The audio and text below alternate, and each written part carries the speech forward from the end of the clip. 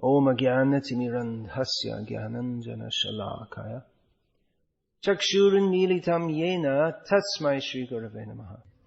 Hare Krishna. So everyone's coming here is a great success because you've all chanted Hare Krishna, Krishna Krishna, Hare Hare, Hare Rama, Rama Rama, Hare Hare.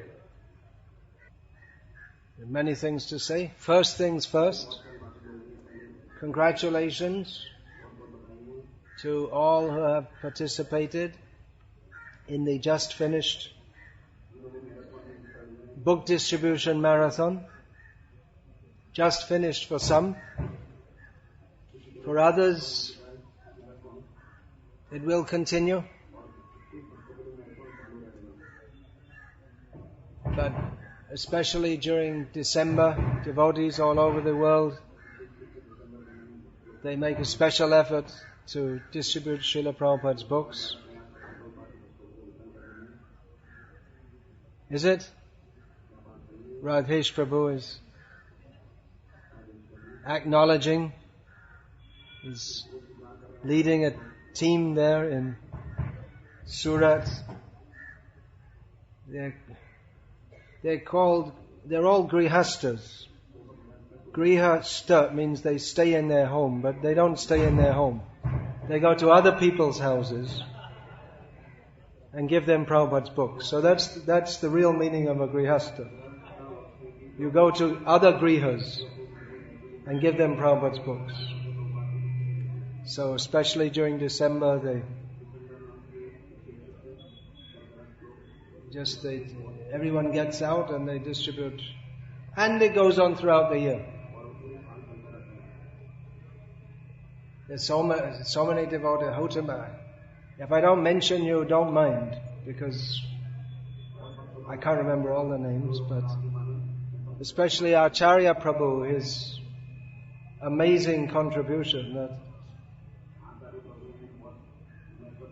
I presume he knows how to speak Dutch because he's from Holland, and he speaks something almost like English.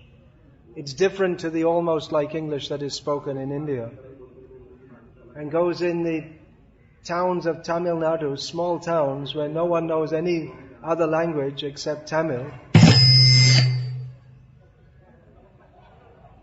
And somehow or other, every day he distributes several Srimad Bhagavatam sets in Tamil.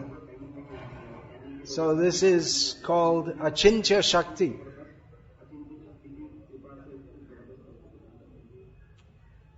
Prabhu Vishnu Swami told me that Srila Prabhupada told him on several occasions that book distribution is the Guru's business. So Acharya, it's a good name for Acharya Das. So the Grihastas also in Salem, especially the Matajis, is it? They're going in the colleges. They also are saying Acharya has Achintya Shakti. So Mataji means Shakti. So generally Matajis, they are the Shakti by which everyone is in Maya in this world. But by distributing Prabhupada's books, they're getting everyone out of Maya, including themselves. So thank you for that. Bhagavad Darshan is going on. Subscriptions. In Gujarat. How many now? How many subscribers? 20,000. 24,000 subscribers. और पिछले साल में कितने subscriber बनाए? 22,000. 22,000 एक साल में. एक साल पहले खाली 2,000 subscribers. 22,000 in the last year.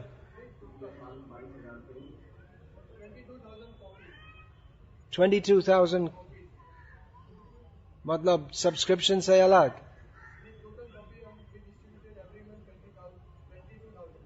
22,000. I see. Oh, how many subscribers banaya पिछले साल में? Renewal is going on. In Tamil also, Bhagavad Darshan. How many issues in a month? That Sri Giridhari should know. 9,000. 5,000. Okay. They started a little after the Gujaratis, so they have to catch up. You can have a competition. Prabhupada liked that. Book distribution competition. One time, Tamal Krishnaraj, he had his whole party, so many buses going all over America. And still, the Los Angeles temple alone beat all his buses all over America. That news was given to Prabhupada. Prabhupada said, Tamal will have a heart attack. He liked that. He liked that book distribution competition. But it shouldn't get too much competition. Just like one time in Gainesville, they had a competition, the Gainesville temple versus the whole Radha Damodar party. And the Gainesville temple, what they did, in the morning they gave such a big feast to the Radha Damodar party devotees that they couldn't distribute anything.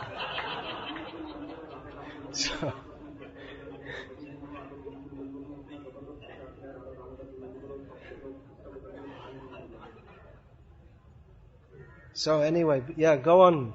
There's so many things to do in Srila Prabhupada's service, but Srila Prabhupada always emphasized that if this book distribution is carried on, then everything will be a great success. So we can see practically here now in India, there's tremendous scope for spreading Krishna consciousness. There's so many, wherever we go, there's just people are ready, but we don't have the manpower to reach to them all. So at least give Prabhupada's books, and we find that just by reading the books, people are taking up Krishna consciousness also. And not only in India, in other parts of the world also. In Croatia, for instance, as you're from Croatia, anywhere practically, there's good scope. Now, the effect of distributing Srila Prabhupada's books all these years and doing Harinams and festivals, the combined effect is that people are becoming inclined to Krishna consciousness.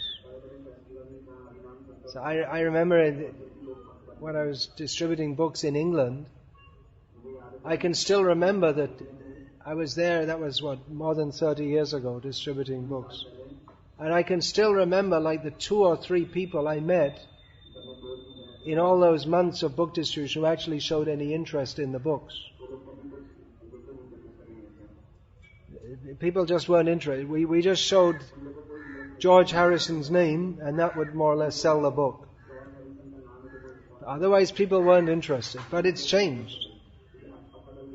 It's changed. So there's great scope. So please continue with this. Push on the book distribution. Then that will keep everything healthy. Of course, we have to see also that everything is kept in order. Proper Siddhanta is preached and followed. There are so many things to do. Varnashram to establish. Anyway, we'll get through to that later. So, welcome to one and all to this holy place of Rameshwaram. Who's coming here for the first time? Please raise your hand. Yeah, most. For me, it's the 3rd time in this lifetime. I first came here, it must have been 1990. When I was traveling around different Divya Deshams and holy places, and we were doing book distribution. We had a party. The only devotee who's still with me from that time is Nityananda Ram. who was at that time Bhakta Nishakant. Those of you who have been in Gujarat know him. So this is a special holy place. Of course, all the holy places are special, but unique about Rameshwaram. Well, one thing is one of the, what are called the Char Dhams. The 4 holy places in the 4 points of India, which are considered sacred to all Hindus. So this is in the south. Now you may think, well, Kanyakumari is really in the south. But it seems that this is considered the Dhanushkoti, is considered the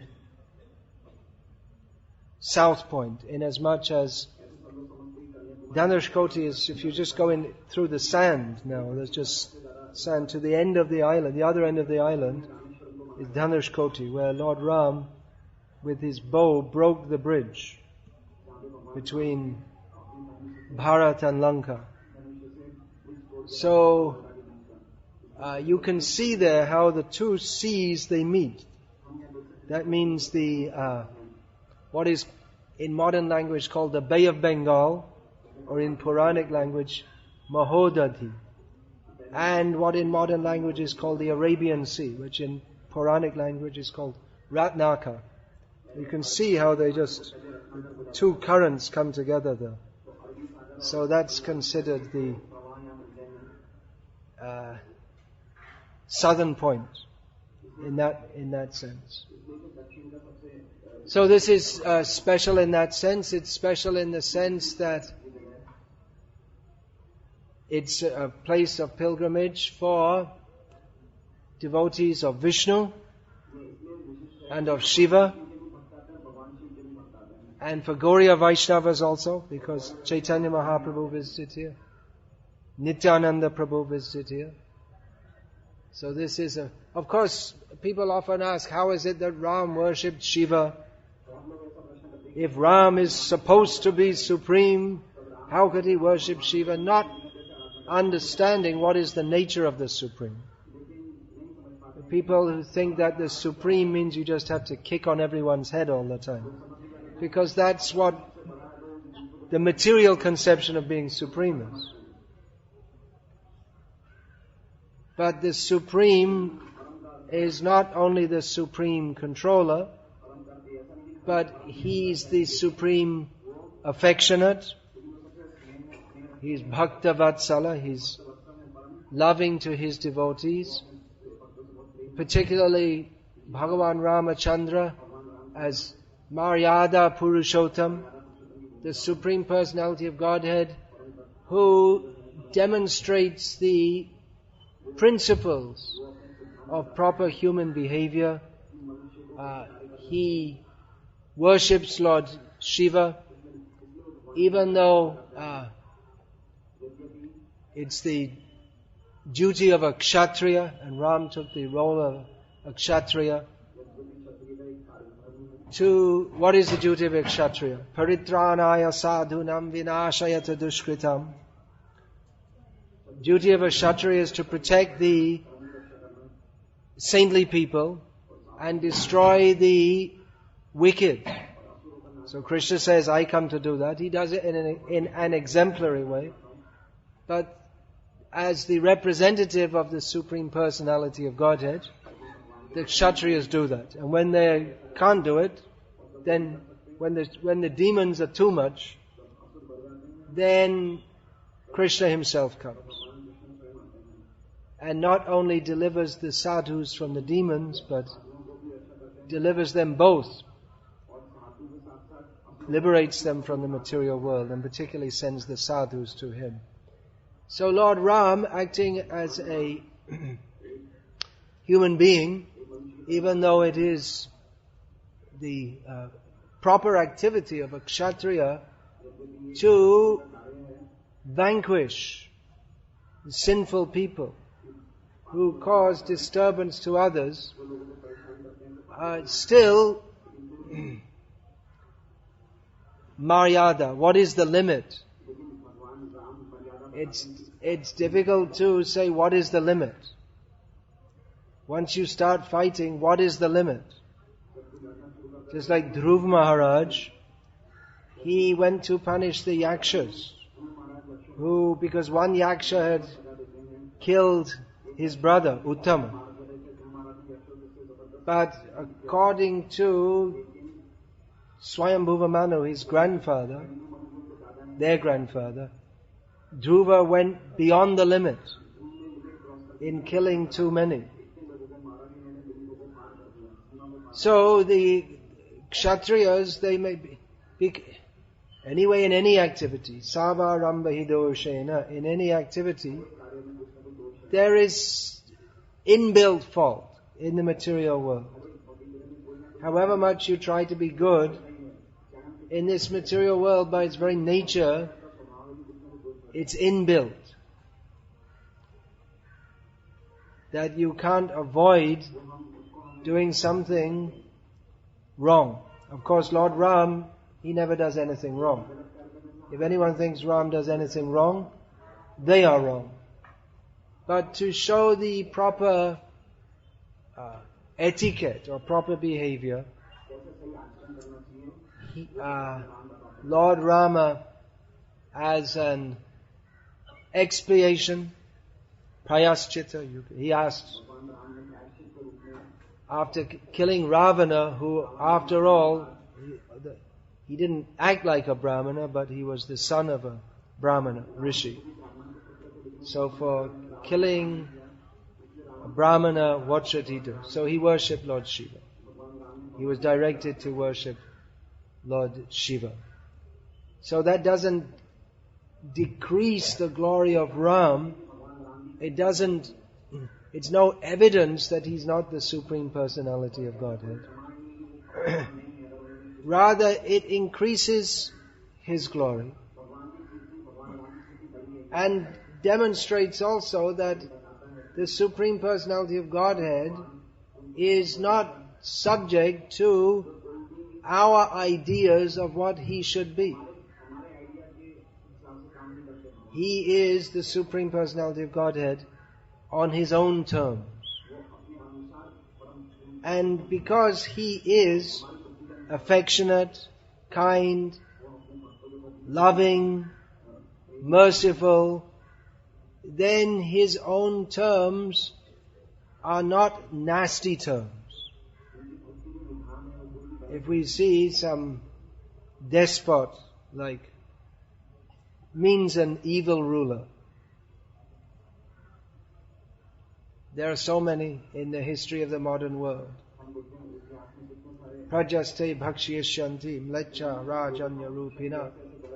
In the modern age, the people from mlecha class, very low class people, they will take the role of leaders and simply exploit the citizens.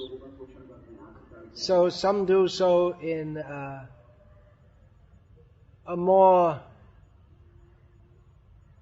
civilized way, you could say, or roundabout way. And some do so in a very gross way. So those who do so in a very gross way, just like Stalin was there, Idi Amin, he's not so well known, but he used to prajaste bhakshayasyanti.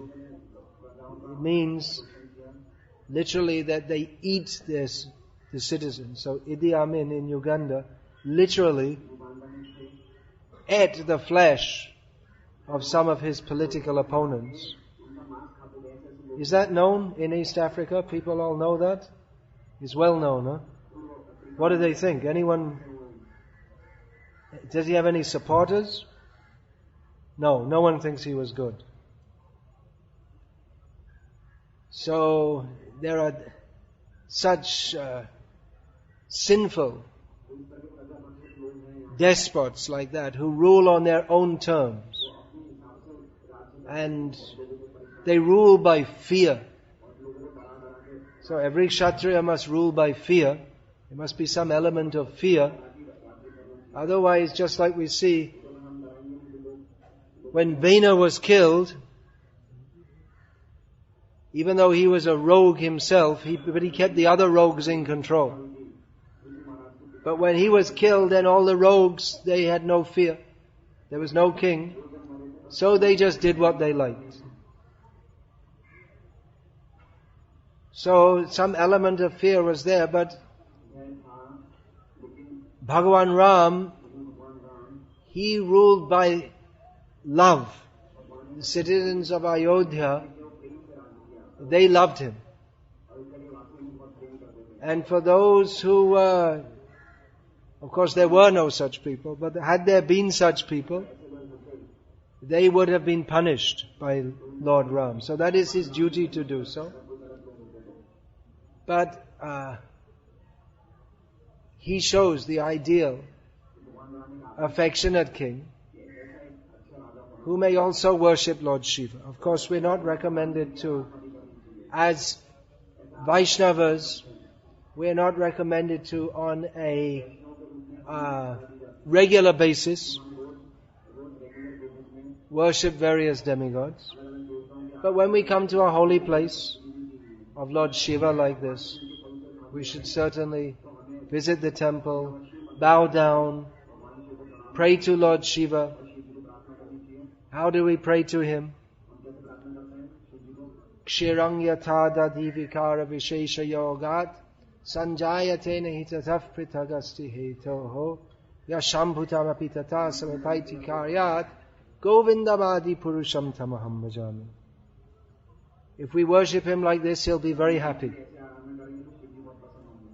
That he is non-different from Vishnu in the same way that yogurt is non-different from milk. But still it's different. They have a different effect. Yogurt is produced from milk, not that you can make milk from yogurt. So this is the example given that Lord Shiva is Lord Vishnu in one sense, but with a different activity, a different effect.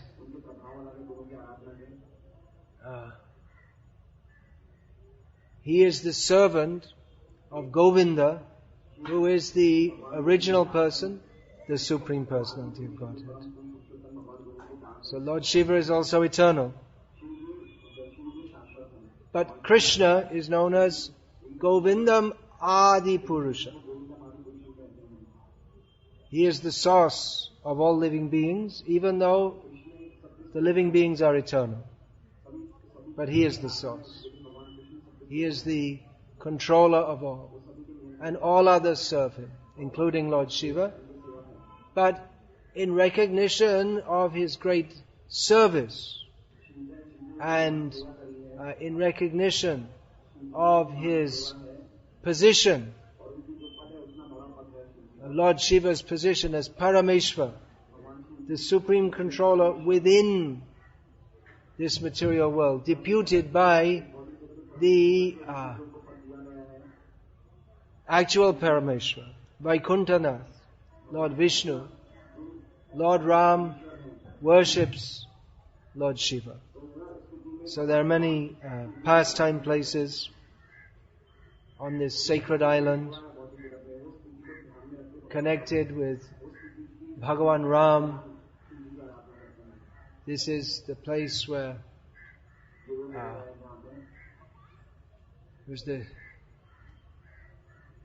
there's a name for that.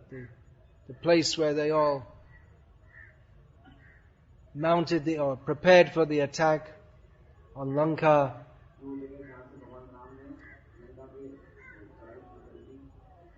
Place where Hanuman jumped and arrived back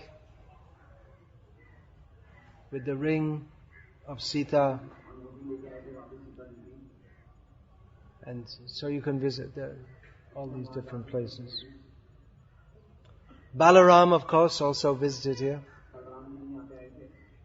And so many great Vaishnavas have visited. Great saintly people have visited. That is one feature of the Supreme Personality of Godhead, that he comes to this world as Krishna, the original form, and as his various avatars, particularly in this holy land of Bharat. And following that, following his coming, various saintly persons, they also visit all the holy places. So the holy places are pure. How are they holy? Because of Bhagavan. He goes there, remains there in his deity form, and then various sadhus, they also come, and they make the holy places even more holy. We may say, well, how can it be more holy if Bhagavan himself has come? But that is the version of Bhagavatam. Bhavadvidha Bhagavatas Tirtha Bhuta Swayam Prabho Tirtha Kurvanti Tirthani Swantasthena Gatabrita. Yudhishthira addressed Vidur that you are a great devotee. You have visited all the holy places. By your presence, the Tirthas, this place is known as Ramatirtha, or Ramatirtha is here. They are made into Tirthas by your presence. Tirtha literally means a ford. That which nowadays people think a car, but actually ford. It means a crossing place where you can cross over a river. In a place where the river is shallow, you can walk across. It's easy to cross. So generally, this material world, it is known as Bhavasaga. It is the ocean of birth and death. Insurpassable. बहुत मुश्किल नहीं है, नहीं करना है. Insurpassable. Impossible. But a tirtha means where it becomes just like a small river that you can just walk across. But most people, they come not for crossing the material world, but for getting some benediction for remaining in the material world. Just like at Lakshman Kund, where I've been chanting japa for the last 2 mornings. Just in front of that there is a Naga Mandir. And there it's written in English, Hindi, and I presume the Tamil writing says the same thing, that you can pray here to get free from not getting married problem, childlessness problem, and Naga dosha, which I guess that means, I'm not exactly sure what Naga dosha means, but I guess it's some astrological thing. Is it? Wait. Anyone can tell me? It's probably some astrological thing, where the snakes don't like you. So you can get free from that.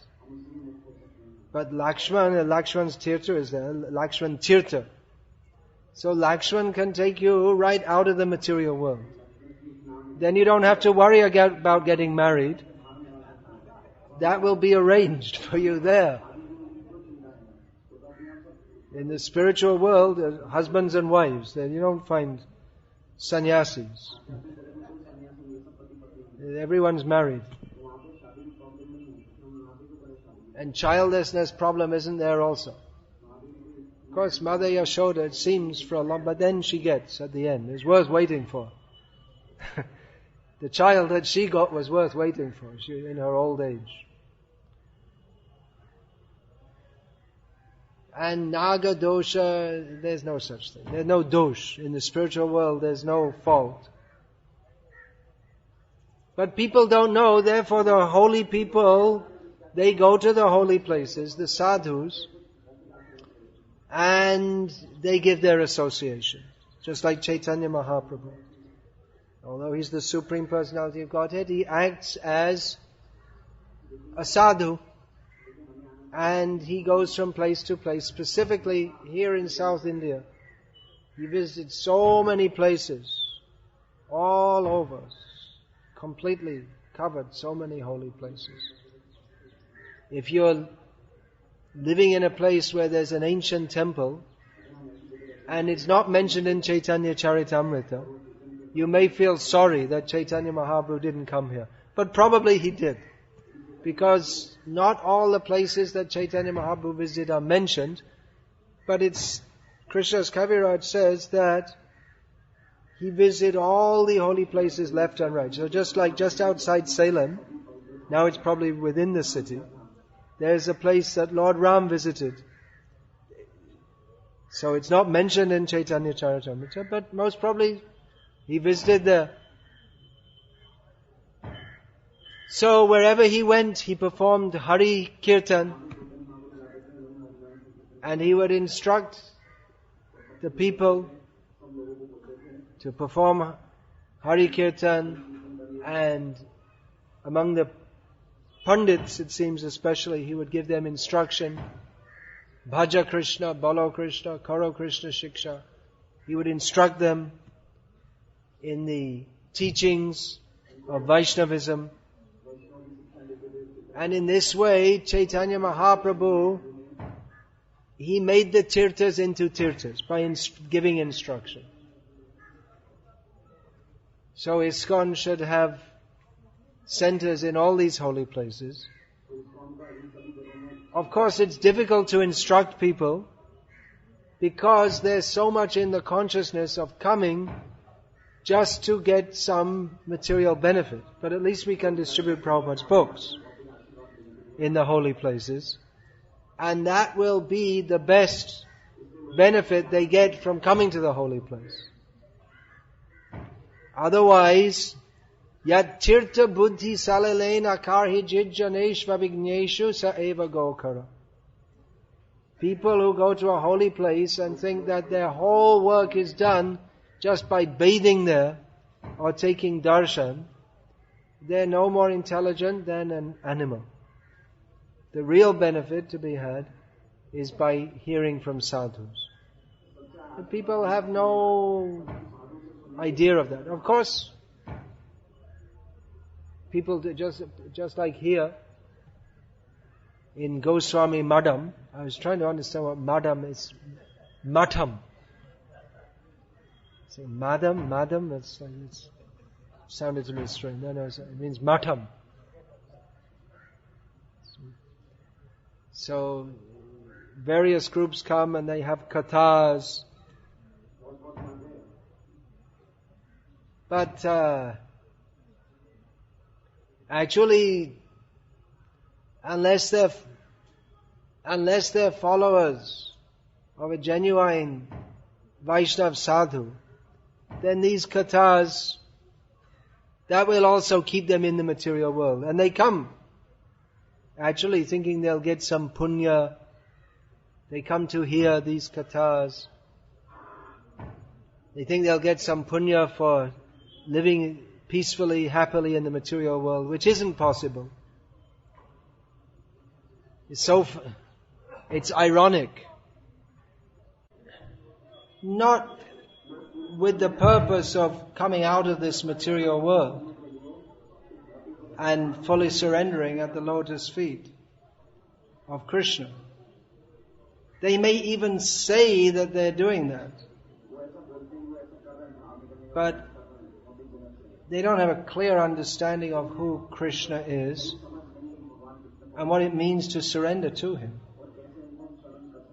So it's required that in all places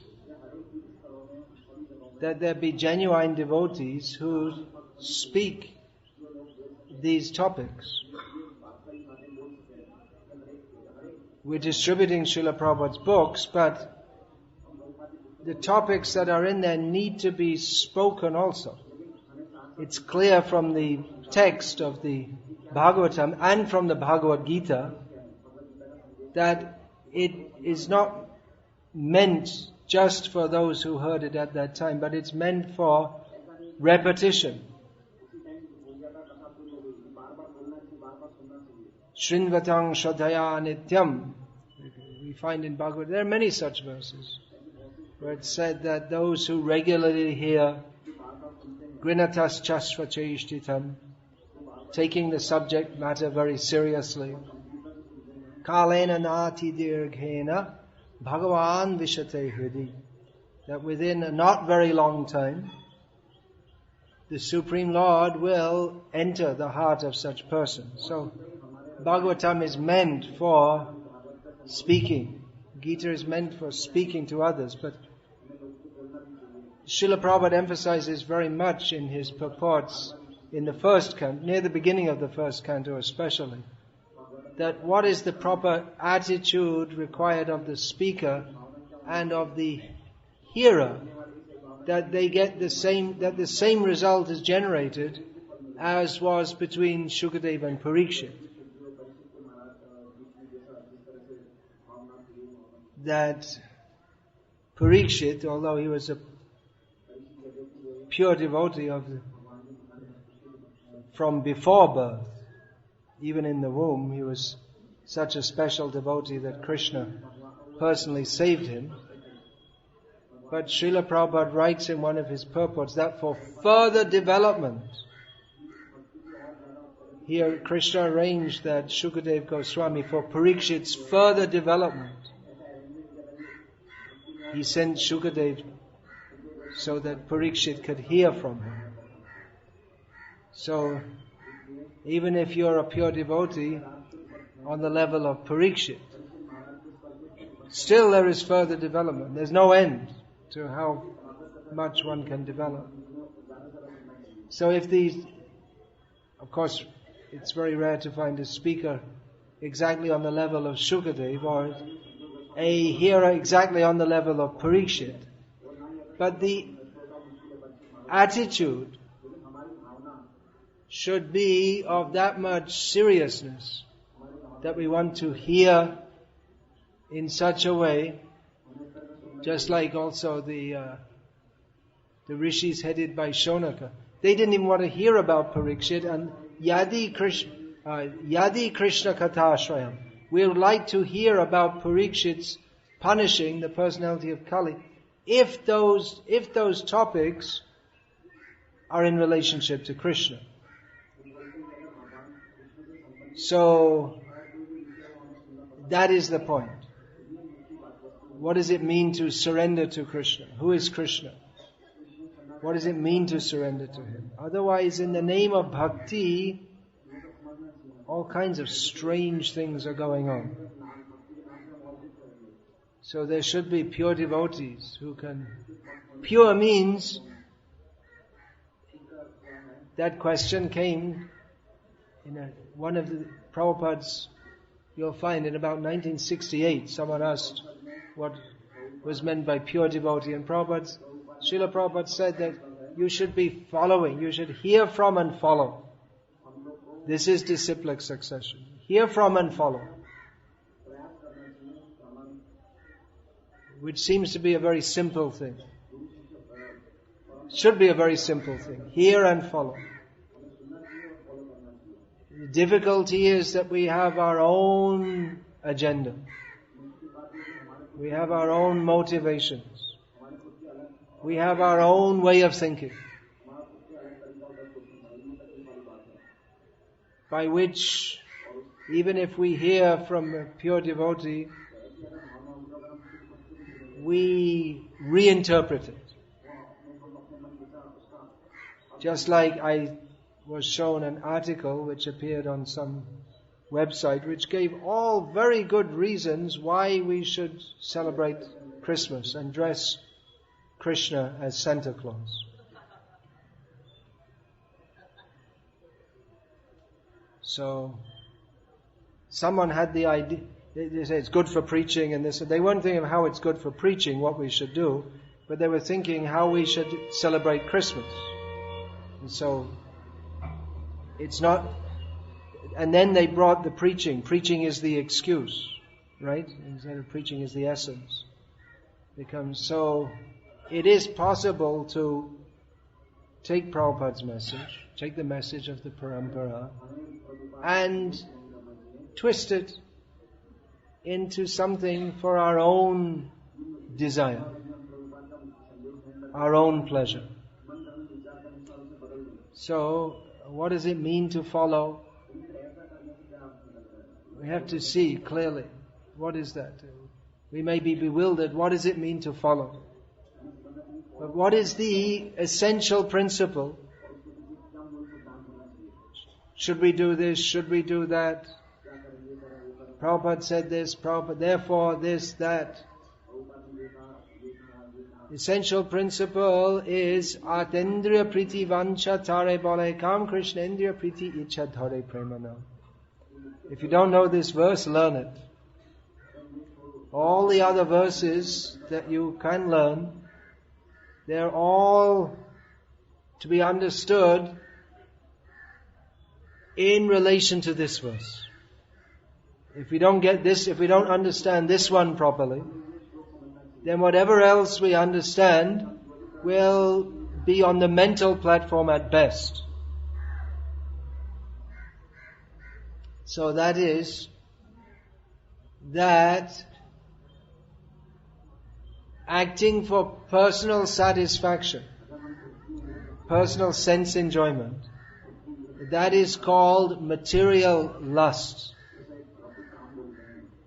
which, as we learn from Bhagavad Gita, it's a commonly used, or Krishna states several times, karma. And there's nothing good Krishna has to say about karma. Jahi Shatrum, it's the enemy to be conquered. And just the opposite of that, although similar but opposite. It may seem to be similar, but its quality is quite different. That acting for the pleasure of Krishna is known as prem. So this word prem is often used by people who speak in such assemblies, professional Bhagavat reciters, and the Prakrita Sahajya Sampradaya of supposed Gauriya Vaishnavas. They're very fond of this word prem. So that's good to be fond of the word. Prem is our prayojan. That is the ultimate aim of everything that we do in Krishna consciousness. And actually we shouldn't do anything but in Krishna. Only we should act in Krishna consciousness. The goal of that is prem, but what is that prem? Prem means to act kayena manasa vacha, everything. It's body, mind, words, simply for Krishna's pleasure. So it's a simple principle to understand, but it seems to be elusive in practice. But that is the principle that is to be preached, that by such preaching the tirthas become tirthas. Tirtha korvanti tirthani. How do the tirthas become tirthas? By the sadhus who preach and give the proper understanding to the people who come there, by which they can cross over this material world and come to the lotus feet of Krishna. And even if a holy place is not a holy place, it's not a recognized holy place, the sadhus who go there, they make that into a holy place. Just like anyone who has visited this 26 Second Avenue in New York City. New York City, for those of you who have not been there, you may not know, you should know, it's not a holy place. It's a very unholy place. But the atmosphere in that little storefront temple is spiritually surcharged. Because Srila Prabhupada spoke there so many times. His hopes for fulfilling the wishes of his own spiritual master and that of all the previous acharyas, they took root there. Srila Prabhupada planted that root of Krishna consciousness which would spread into a great tree all over the world. He planted it there. And when it was just a little bit firm, his own disciples there, they didn't think it was firm. They didn't think they could go on without it. It was just a little bit firm, then he went on to somewhere else to preach Krishna consciousness. So that spiritual atmosphere can be appreciated there.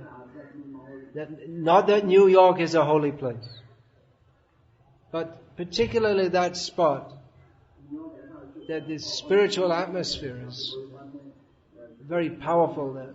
That is a tirtha for the followers of Srila Prabhupada. And Srila Prabhupada made so many tirthas throughout the world by his presence. And now, all over the world, more and more places are becoming tirthas, inasmuch as the message of the spiritual world which Srila Prabhupada brought, that is being spread to more and more places.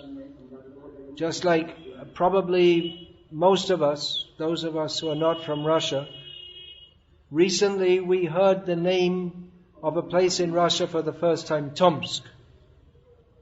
Now Tomsk has become world famous because some demons there made a court case against Bhagavad Gita as it is.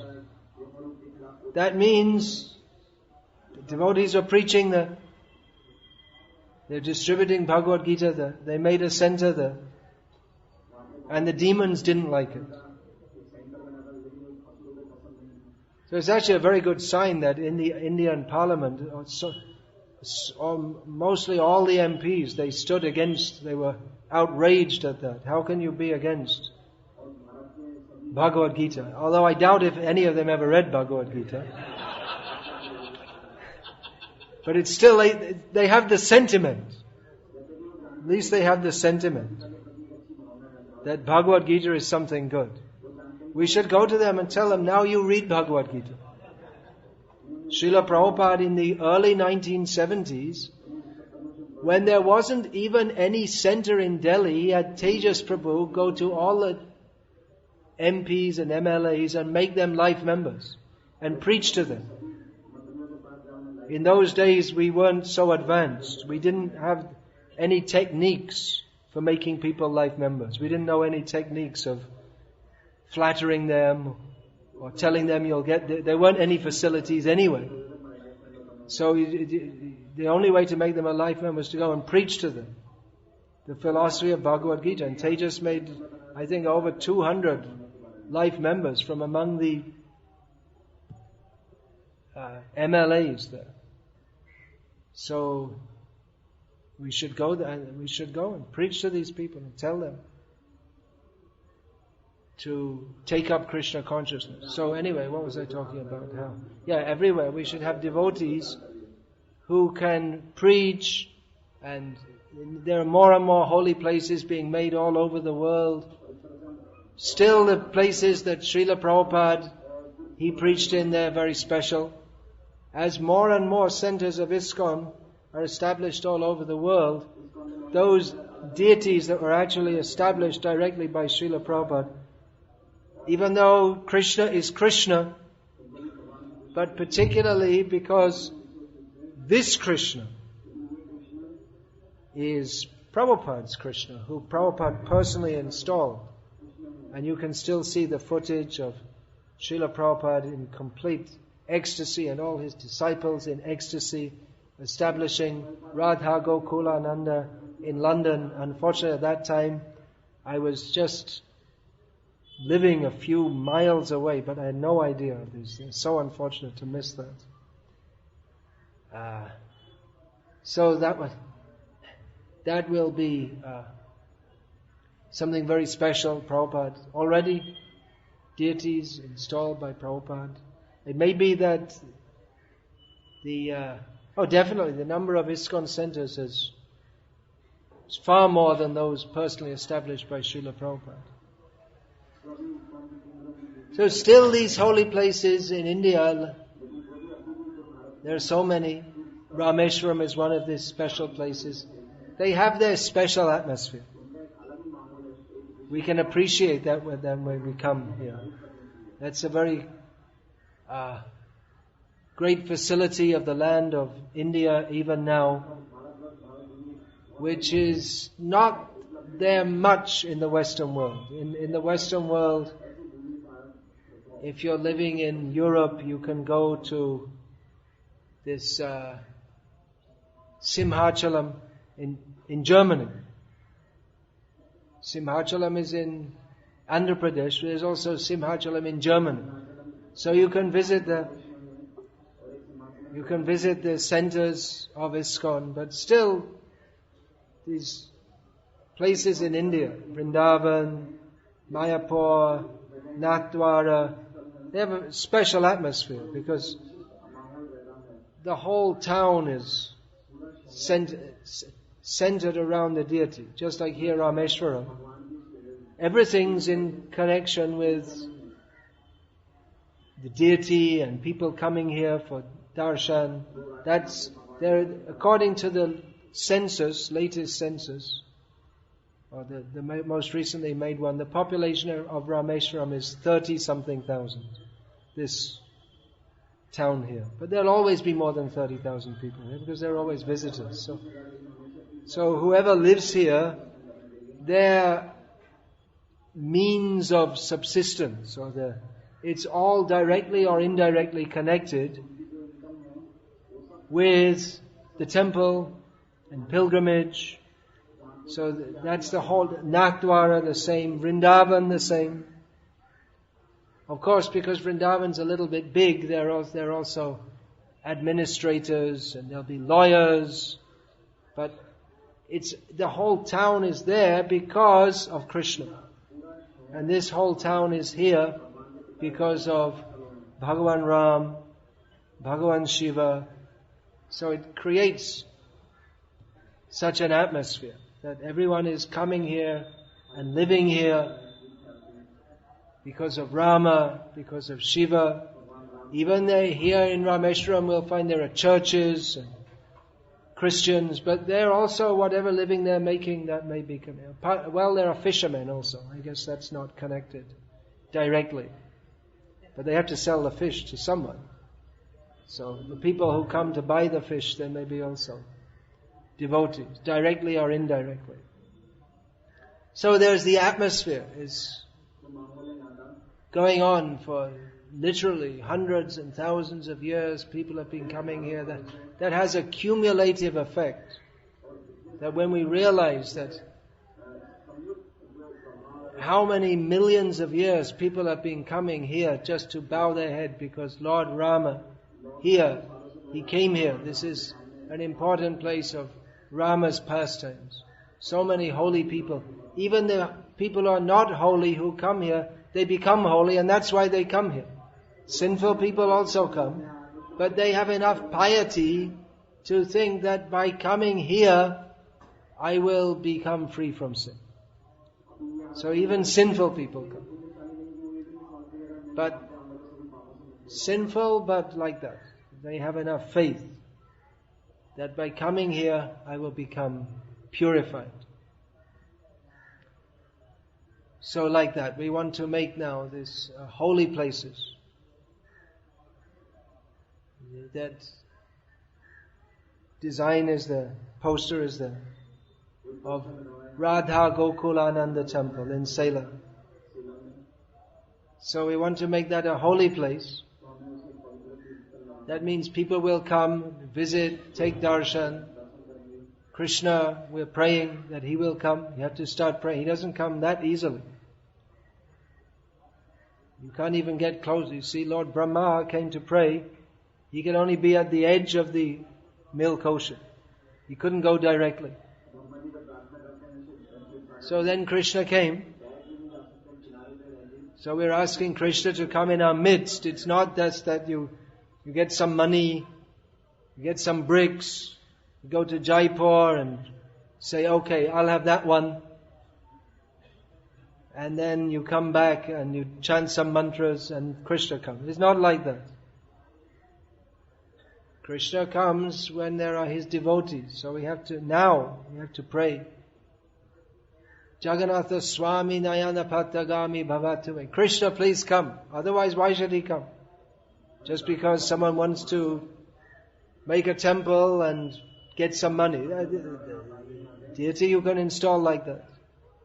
You can get some money and live comfortably. But Krishna won't manifest himself. So we want Krishna to come, not so that we can live comfortably, but so that this temple is built for the glorification of Radha Gokula Ananda, for the glorification of Srila Prabhupada, who brought Radha Gokula Ananda to this world,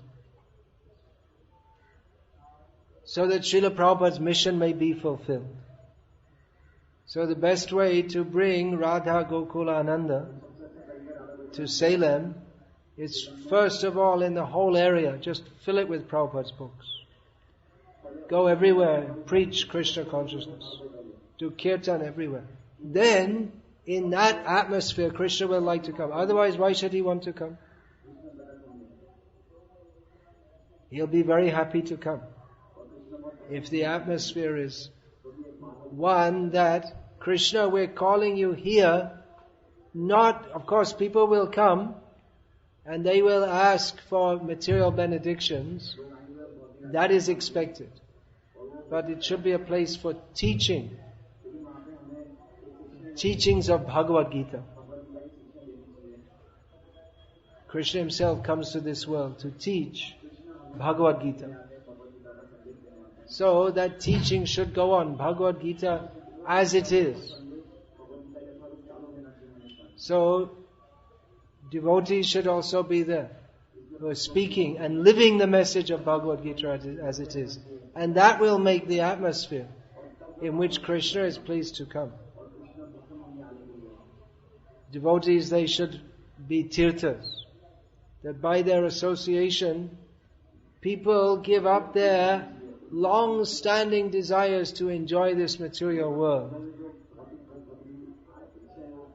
They give up their hope. By associating with devotees, people should become hopeless. That should be the effect. Generally, people go to sadhus very hopefully. The sadhu will bless me. I tried so many other things. Let's try the sadhu. All my plans failed. Let me go to the sadhu. He will bless me. People, they go on, durasha, with so many hopes. I will enjoy this material world. But by coming to the sadhus, they should become completely hopeless. There is no hope of any enjoyment in this material world. By hearing that and seeing that the devotee himself is very happy, that may make them think. He's saying there's no happiness in this material world, but he's happy. What's going on? It seems to be some contradiction. And he's a learned person, and he doesn't seem like he wants to cheat me, like all the other sadhus I met before. So how is it that he's saying there's no happiness in this material world? He's in the material world and he's happy. How is that? But then you have to understand, he's not in the material world. So, by associating with such devotees, you can also get the idea how to come out of this material world. That should be the purpose of building the temples. That should be the purpose of practicing Krishna consciousness. Preaching, again, it's not just a formula. that you learn some verses, or you just tell people chant Hare Krishna, but if we're living in Krishna consciousness, then we can actually preach Krishna consciousness and communicate that to others. Preaching, that can be on the mental platform also. Just some idea. But if we're experiencing Krishna consciousness by actually surrendering to Krishna, surrendering, of course, there are 6 divisions, but the essence of that, of Shadvidha Sharanagati, is Krishnendriya Priti Icha Dhare Premana. That's simply to act Krishnarte Akila Cheshta. Everything for the pleasure of Krishna. And that will make one happy. And that will be attractive to others. And then they can be benefited. We should simply think how to benefit others, knowing that they can only be benefited by Krishna consciousness. And for that purpose, build a temple. Otherwise, so many people are building temples. So many people are preaching. But we want to give the actual message of the spiritual world. Srila Prabhupada, he gave that message, and we want to give that. That's all. So, as I was saying, we're fortunate to be assembled here in Rameshwaram, this holy place. Devotees ask me, should they do this 24 baths? You can do. Lord Ram did. Chaitanya Mahaprabhu, when he came to the holy places, he would bathe in the river, or here we bathe in the sea. So you can do that. In the consciousness of following in the footsteps of Bhagavan Ram, in the consciousness of following in the footsteps of Chaitanya Mahaprabhu, praying to the personality. If you're bathing in Ganga, you can bathe to Ganga Devi for her blessing. She's flowing from the lotus feet of Lord Vishnu. Please carry us to the lotus feet of Lord Vishnu. So in that consciousness we can do that. We can perform kirtan. We should perform kirtan wherever we go. From my perspective, this lecture, speaking to you all, that is very important also. You should come and hear this lecture, what I have to say to you. In one sense, you don't have to come here. You could just do kirtan in any place, or you could listen to a Prabhupada lecture in any place.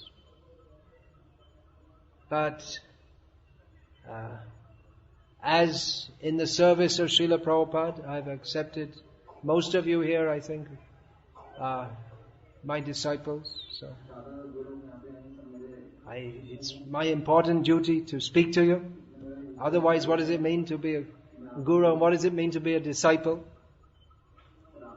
There should be some exchange. And that exchange, of course, in various ways there may be exchanges. The disciple may bow down to the guru, may offer garlands, may offer some prasadam, and so many sweet exchanges may be there. But principally the guru-disciple relationship is established on the basis of speaking, hearing, which means there should be speaking. So I should have something important to say to you. Otherwise, what am I doing here? If I don't have anything important to say, then why should you sit here and listen? Why should you come here and listen?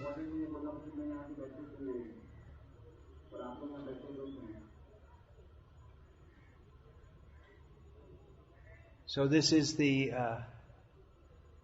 purpose we can say the important purpose in coming to a holy place. Otherwise, all other things may be there. Yat tirtha buddhi salelena kar hijij. But if we only come to a holy place to bathe, take darshan, we didn't get the full purpose. The main thing, Srila Prabhupada explains this verse, that because in the verse itself, it literally means tirtha buddhi, which means in this context we can say the understanding of visiting a tirtha is in the water. So in other words, people who think that visiting a tirtha means just water, in other words, just taking a bath. So, of course, Krishna, this verse, he spoke to the various rishis so they could understand. But the acharyas give their commentary so that we can understand. So Srila Prabhupada explains this, following the previous acharyas, that those who come to a holy place and think that their visit to a holy place is complete simply by taking a bath, then such people's intelligence is not very developed. They haven't understood the actual purpose of coming to a holy place. So Srila Prabhupada explains that coming to a holy place, the real purpose is to hear from the saintly persons who are there. So, in this regard, our acharyas have written, Tirtha Jatra Parishram Keval Mane Brahm Sarva Siddhi Govinda Charan. This Narottam Das writes that. Visiting various holy places is just hard work. It's just a lot of effort. Parishram. Yes. And the result of that is simply the mind becomes more confused. So the real perfection, or all perfection, is at the lotus feet of Govinda. So in that sense, he seems to be speaking against visiting various holy places. And in fact, we see in the life of Narottam, what we can understand by narrating the history of his life. In his youth, he ran away from home. Literally ran. He was running. Practically he didn't stop. Like Raghunath Das ran from home to Puri. Practically he didn't stop, even for eating or sleeping. Practically he ran all the way. From Bengal to, Raghunath Das ran from Bengal to Puri. And Narottam Das, he ran. And arrived in Vrindavan in a famished condition. I mean, he didn't even think, he didn't want to eat, he didn't want to stop. So he ran there. Later he was sent back to Bengal by his guru, Jiva Goswami. And he came back to his birthplace, and practically he didn't visit, he didn't travel here and there, he stayed in one place. But he practically demonstrated Sarva Siddhi Govinda Charan, that all perfection is at the lotus feet of Govinda. So Narottam Das, by sitting in one place, he made that place a holy place. Keturi, his birthplace, that is a holy place. By his presence there. And he brought all the great Vaishnavas of his time. They all came there. So he's teaching that simply, let me visit this place, let me visit that place. Simply we become more bewildered. Just like I told this anecdote several times. Many years ago I was residing in ISKCON, Calcutta. And the accountant there was a hired man by the name Das Gupta. I don't know if he's even alive now. This is like 30 years ago. If he's alive, he must be an old man. So anyway, he took leave at one point for 2-3 days. Then he came back and he was looking very happy. He said, everything finished. I took bath, did the Ganga Sagar Snan on the appropriate day, and that's it. Now I don't have to do anything else. I'm liberated. That's what he thought. He's coming every day to the temple of Krishna, Radha Krishna. Hindu man, every day he'll come and at least fold his hands before the deity. Probably bow down, I can't remember. Probably bow down. In Bengal they have the culture of bowing down still, more than in other places. And every day he was taking Krishna's prasadam. But he thought, I went to Ganga Sagar, I took bath there, now I'm liberated. So, what to say of such a person? He didn't get any transcendental knowledge. Even though he was every day at the temple of Radha Krishna, not just any Radha Krishna, if we can speak like that. Prabhupada's beautiful Radha Govinda. They're also unique. There are no deities in the world with the same facial expression as Govinda, Prabhupada's Govinda, at 3C Albert Road, Calcutta. So people, they go to different hotels, like these Ayappa people, they go to all these places, but they don't get any spiritual knowledge. They think they're getting benefit, but the real benefit is at the lotus feet of Govinda.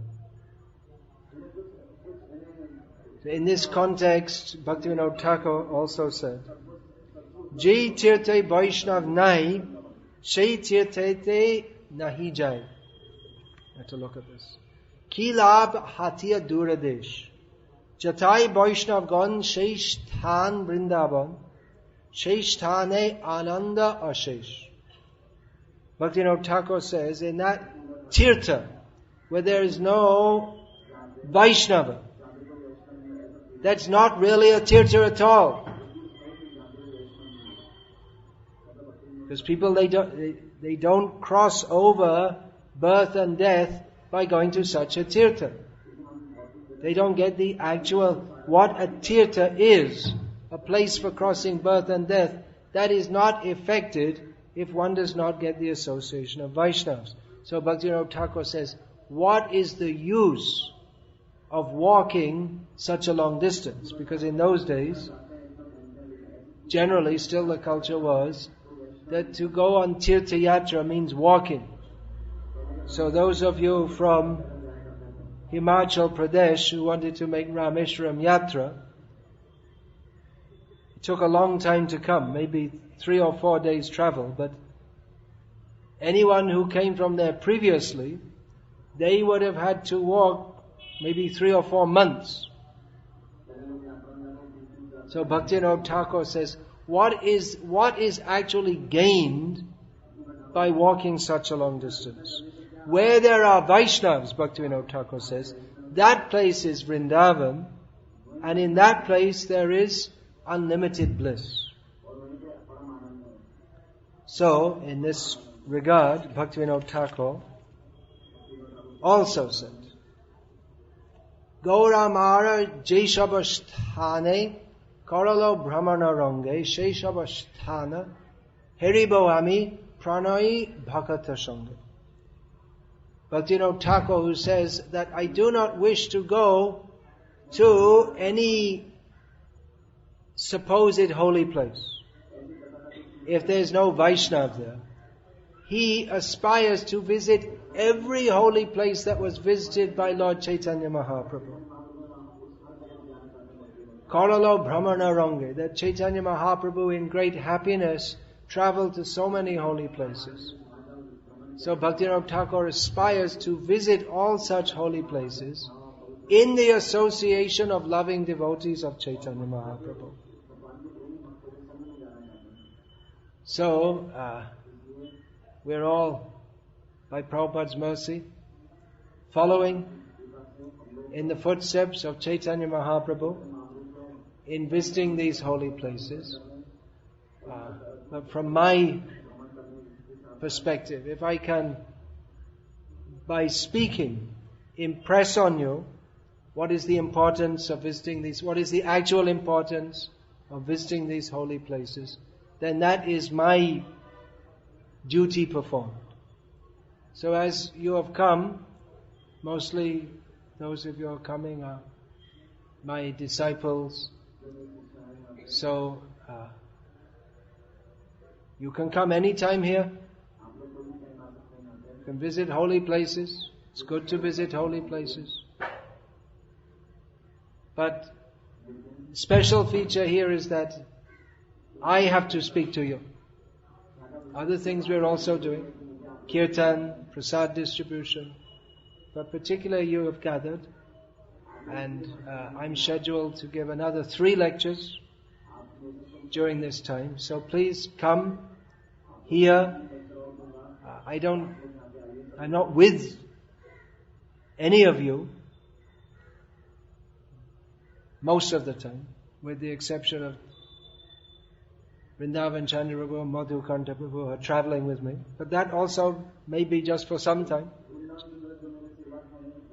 Because usually devotees who stay with me don't stay for such a long time. And usually after they've been with me for some time, I send them somewhere. Now you go and do something, preach somewhere. So mostly I don't see you, but at least time to time, like this, we have some yatras, get-togethers. So at this time, I'm able to speak to all of you. I'm not able to speak to all of you individually and be with you at every moment and tell you, you should do like this, you should do like that. But these yatras, they're important in as much as that which I have to communicate to you, particularly I can do as my disciple. There are many places I may go and speak. But speaking to disciples is somewhat different to speaking to a general crowd. Because with a general crowd, or general, even devotee, I'm talking about public lectures, or there may be various members of our society, devotees, but they can't be expected to take as seriously as what I say as disciples are supposed to take seriously. So I'm trying to take seriously my role in instructing you. So I request you to take seriously your role also in hearing from me. Of course, there is a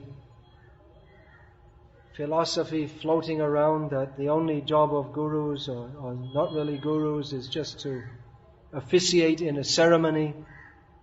But I don't find anywhere in Prabhupada's teachings that he gives any such idea. Rather, he gives the idea that the role of a guru is a very important role,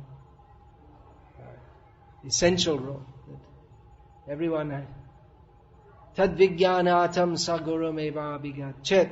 Everyone has to go to a guru for the sake of tad vijnanartam, receiving that knowledge, that science. By what is that vigyan? Of course, this word comes often in Bhagavad Gita, in Srimad Bhagavatam, that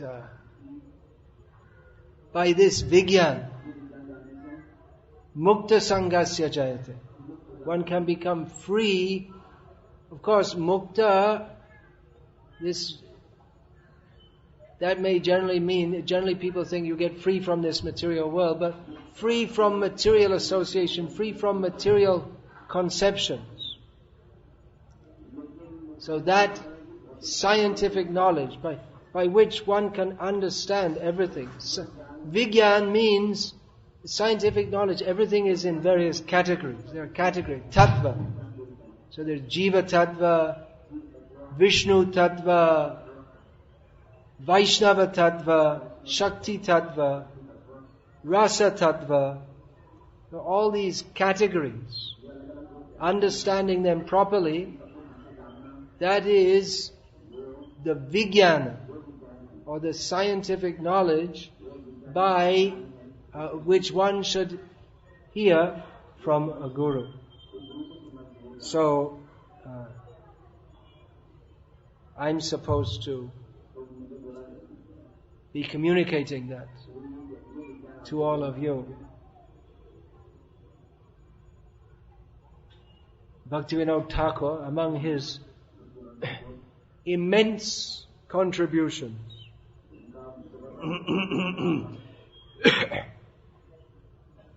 the Guru is supposed to be a representative of all the previous acharyas. But we have so many acharyas who each of their contributions are so immense that to attempt to represent them, it's beyond the capacity of a jiva to represent, what to speak of giving the message of Krishna, to represent what the acharyas have given. We have the acharyas of our Gauriya Sampradaya. We have the acharyas of other Vaishnava Sampradayas. All of them, what they've given, such in terms of quantity,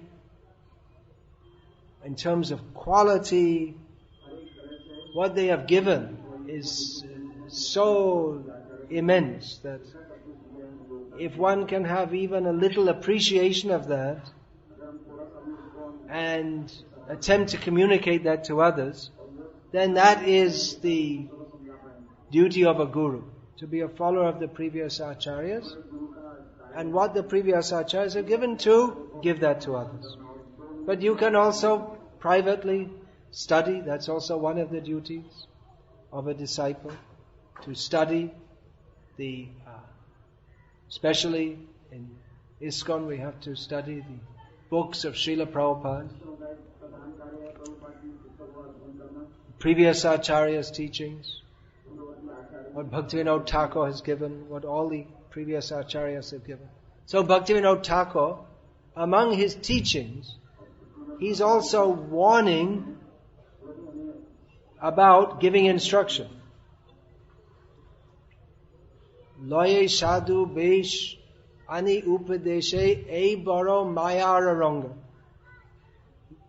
Speaking about himself as if he is the kind of person who's not qualified to be a guru, although he is immense.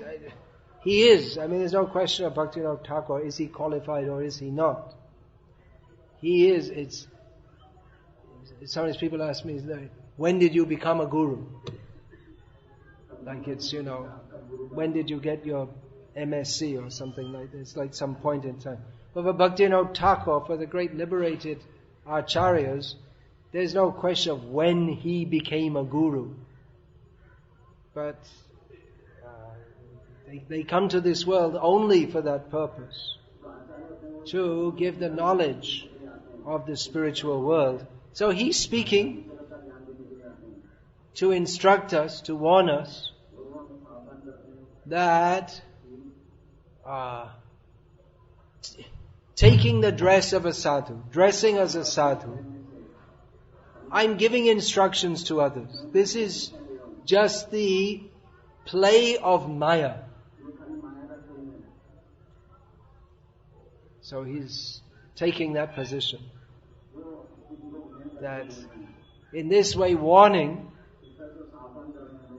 that having taken the role of a sadhu or a guru, if we give anything but the teachings of Lord Chaitanya,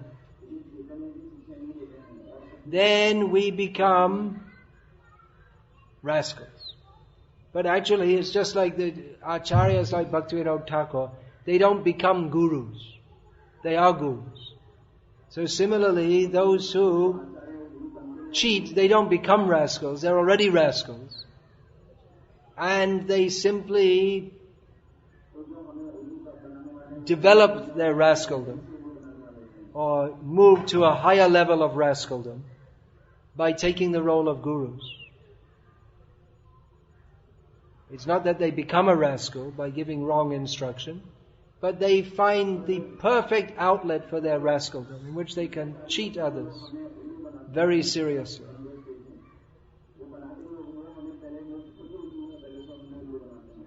So we find all over the world there is so much atheism. And it's not only because of people's sinful propensity. But when you see the people who are supposed to be representing God, you think, well, if these are God's representatives, better to be an atheist.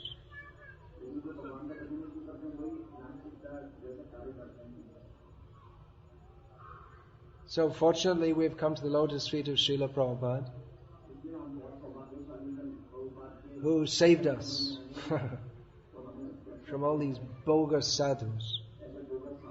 My bad luck, I said that in Prabhupada installed Radha Gokulananda just outside London in 1973, and I was living, my father's house was just a short distance from there. About 10 miles or something like that. It's about 15 kilometers. And my best friend at school, maybe around that time, around 1973, must have been around that time, he showed me 2 books of Prabhupada, which he had got from devotees in London. But my immediate response was, no, I don't want to see that. I know all these Indian gurus, they're all cheaters. So 2 years of my life, at 75 I managed to join. But 2 years of my life was by my own sinful propensities, and because I just seeing the books of Prabhupada, just knowing it's something Indian, I didn't want to have anything to do with it. So fortunately Prabhupada, he gave us the actual message. So we should be actual gurus. Everyone should be an actual guru by preaching the message of Krishna consciousness as given in Srila Prabhupada's books. I can sit here and instruct you if I instruct what Prabhupada has instructed. Anything else, then it's a disaster for me and for you. So you should all read Prabhupada's books very carefully. And if I say anything different, you can shoot me. Do it quickly. First you can try and reform me, but otherwise shoot me so I don't make more offenses. So you should know what's in them. So this lecture, I'm saying it's important because I have to speak what's there. Because you may say, well, we can just read Prabhupada's books. But practically we see, although there is this philosophy that you just read Prabhupada's books and then you understand everything yourself. You don't need any guru to guide you. Can I get some water for drinking? Generally I try to avoid, but I'm going to lose my voice. But the people who say that, they're also become gurus by saying that. They're telling you how to understand Prabhupada. In that way they're becoming a guru. It's like this Krishnamurti. He said, don't read books. It's written in his book. Don't become a disciple of anyone. But he's giving instruction on how you don't need any guru. So it's contradictory. He's cheating.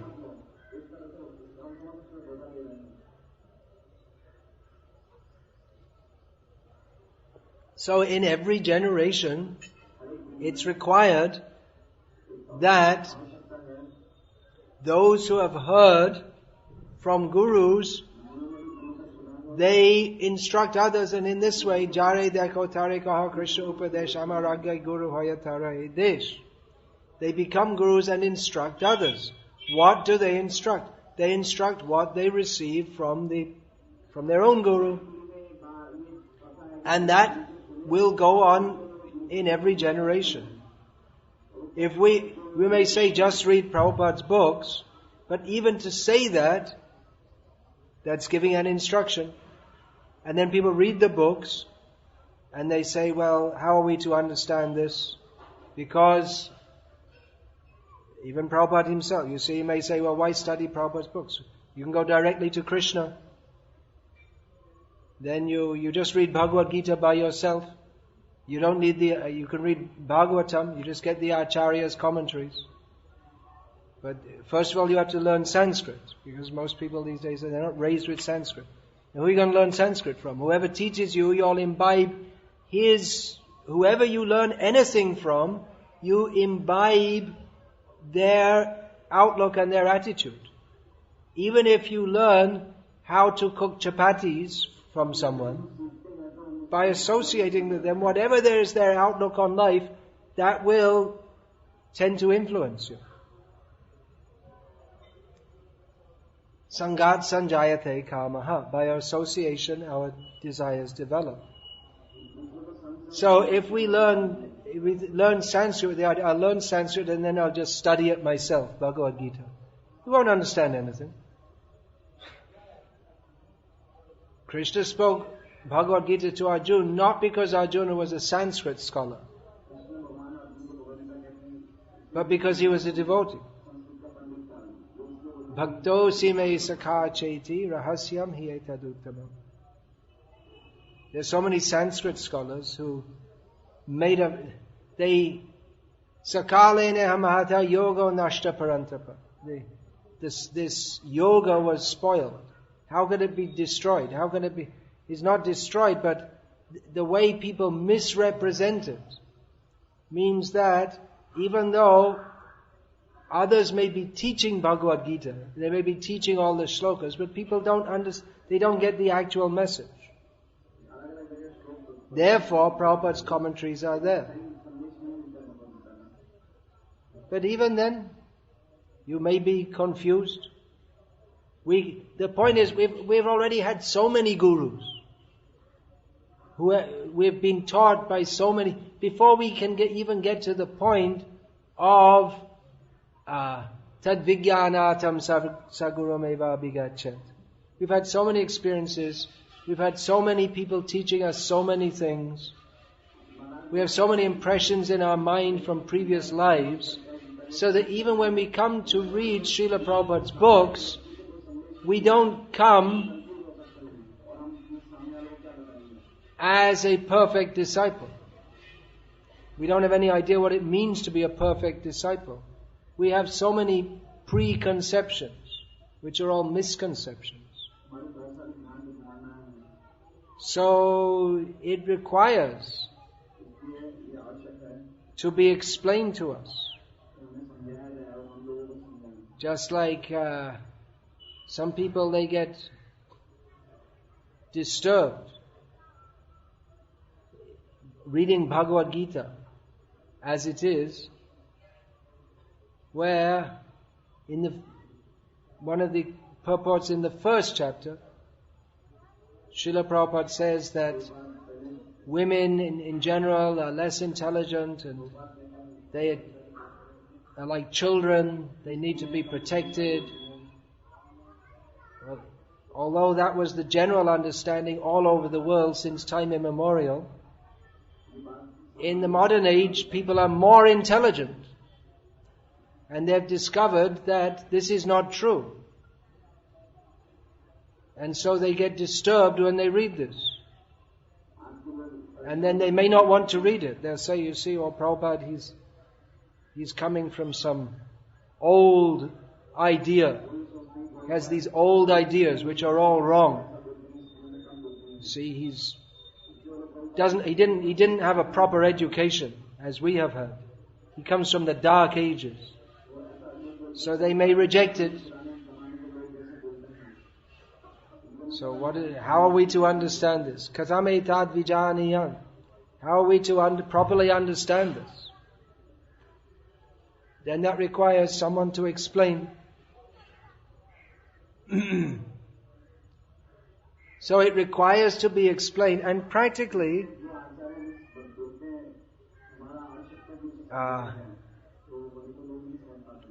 we see that within ISKCON there are different understandings of what Srila Prabhupada taught.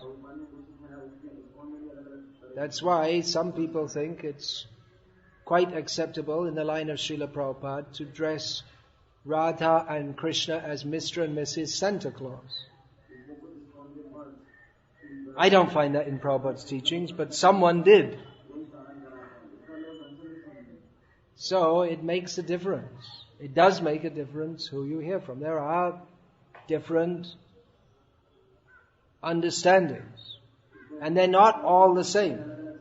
And it's not that you can just say that, well, we're all Vaishnavas, and therefore it's all the same. Because people have different understanding of what it means. Just like Kishore Prabhu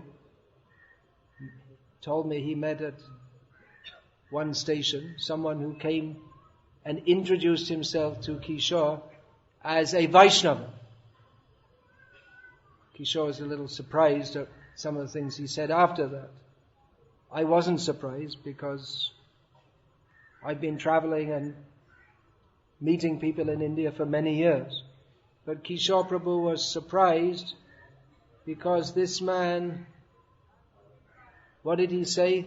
That all the paths are the same and you can eat whatever you like, and it's just like a complete Mayavadi. And he gave the definition of a Vaishnava means a Vaishya who's a vegetarian, and not what we would call a Vaishnava.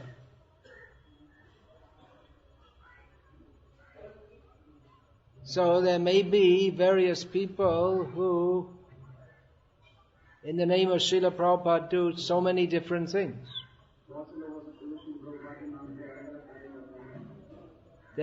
Even during Srila Prabhupada's presence, there was some insane person in America whose name is still infamous. This was in the 1970s. His name was Charles Manson, and he had a gang of women, and he kidnapped people and killed them very cruelly and chanted Hare Krishna while he did it. So he might have thought he was a Vaishnava, chanting Hare Krishna. He's a demon. Somehow he got the idea it must be from the devotees. He's misusing that chanting. So that's an extreme example of how someone can take the name of Krishna, take the teachings of Srila Prabhupada and thoroughly misrepresent them. That may be in more subtle ways also. But the subtle ways are more dangerous. If someone is killing others and chanting Hare Krishna, then almost everyone can understand this. Well, there may be circumstances, just like Arjuna was asked to kill for Krishna. But in Kali Yuga, we're not asked to do that. Of course, Arjuna, he also wasn't chanting Hare Krishna. Prabhupada specifically said that Arjuna was not chanting on beads. If Arjuna had proposed, I'll just sit here and chant Hare Krishna, Krishna would have told him, no! I have to chant 16 rounds, then I'll fight. Forget it. Don't chant any rounds. Just get out there and fight. Arjuna wasn't chanting any rounds. That was for him. For us, we have to chant rounds. But more or less everyone can understand that someone who commits murders and chants Hare Krishna is not, in the modern age especially, they're not properly following the teachings of Krishna. But the subtle deviations are more dangerous. Because subtle deviation means it becomes a tangent. And what's the word for tangent? Sanskritam? Do you know? All the words are there. All the mathematics comes from India. All the words are there. Sine, cosine, all these terms are there. There must be a word for it. Anyone have a Sanskrit dictionary in their computer? Anyway, tangent, it means if there's a point and a line proceeds from that, and another line proceeds from it at an angle, that is called a tangent. You must have studied it at school. Engineer? You don't know this Hindi word? You just say tangent.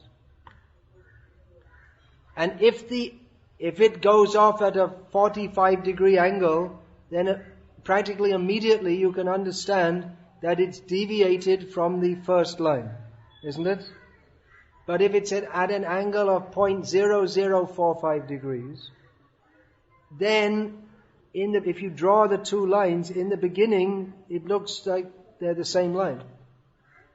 But gradually, as you go on in time or space, then you can see that the first line is going toward another point.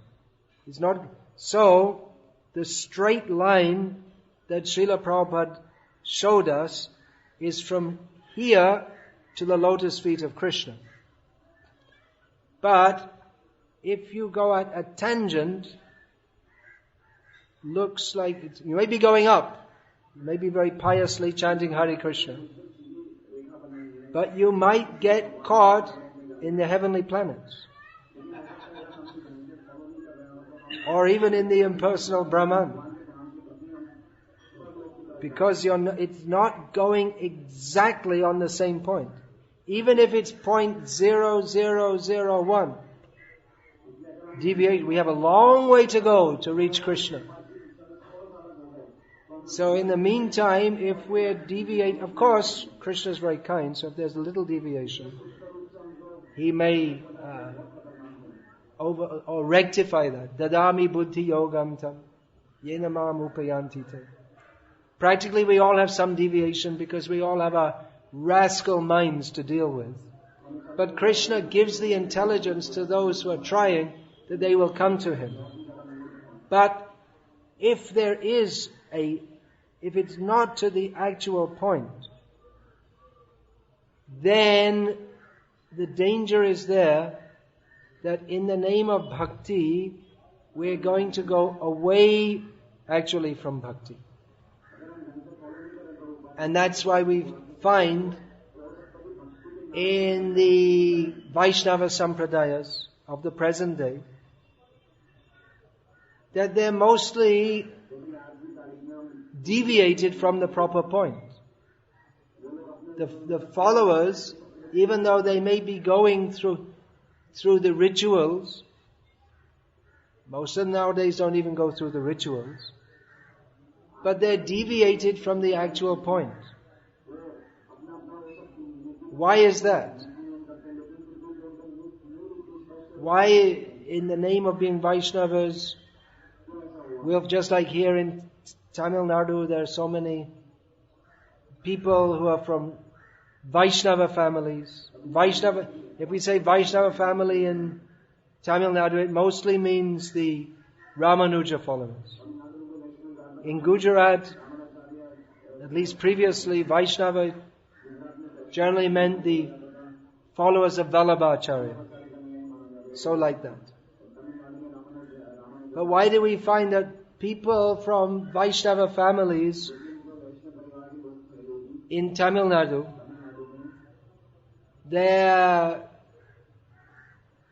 many are following this, they say, they worship Sai Baba or some. There was, until recently, he's gone out of fashion now, there's some Kalki avatar down here. Those of you who are from North India never heard of him. Even from Belgaum, I don't think you hardly heard of him, is it? He was just a little bit popular in this part of the south. But they're worshipping these people. Why? How could they do that? Coming from a sampradaya so good with the teachings of Ramanuja and so many great acharyas. Because it wasn't taught properly. The tradition of teaching became lost.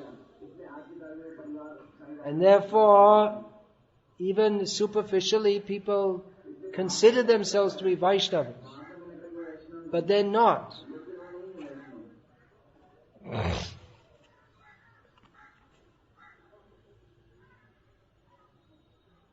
So we should be very careful in following the teachings of Prabhupada. That we don't impose our own misconceptions. Just hear me. There's one chapter of Srila Prabhupada Lailamrita called Just Hear Me. Prabhupada was confident that if people just actually were able to hear him, then the result would be Shinvatang Swakata Krishna Punya Shravana Kirtanaha Vedantyastho Hya Bhadrani Vidhunoti Suhrit Satam. Krishna would cleanse the heart. What does that mean? Of all the misconceptions of those who hear and chant about Krishna and then they become devotees. And then Evang Prasanna Manaso Bhagavad Bhakti Yogataha. Then they become happy on the platform of devotional service. So Srila Prabhupada was speaking, and by his personal presence, demonstrating what it means to be a devotee of Krishna, misconceptions, he would address them, he would answer questions, and in this way he brought people to Krishna consciousness, and as a genuine acharya, he, by his speaking, distinguished reality from illusion for the benefit of all. So it is quite possible to take Shastra, which is meant for giving reality distinguished from illusion for the benefit of all, and just taking it, speaking it, and giving illusion for the non-benefit of all. And that's mostly what goes on in the name of Bhagavad Katha. Same verses from Bhagavatam are spoken. People are hearing. They're thinking we're being benefited. We're getting bhakti. But the end result is no one goes to Krishna. They get confirmed in their illusion because they didn't hear this. That Atendra Priti Vancha Tare Bale Kam Krishnendriya Priti Icha Dhare Premana. They didn't understand the purport of this. What are its implications?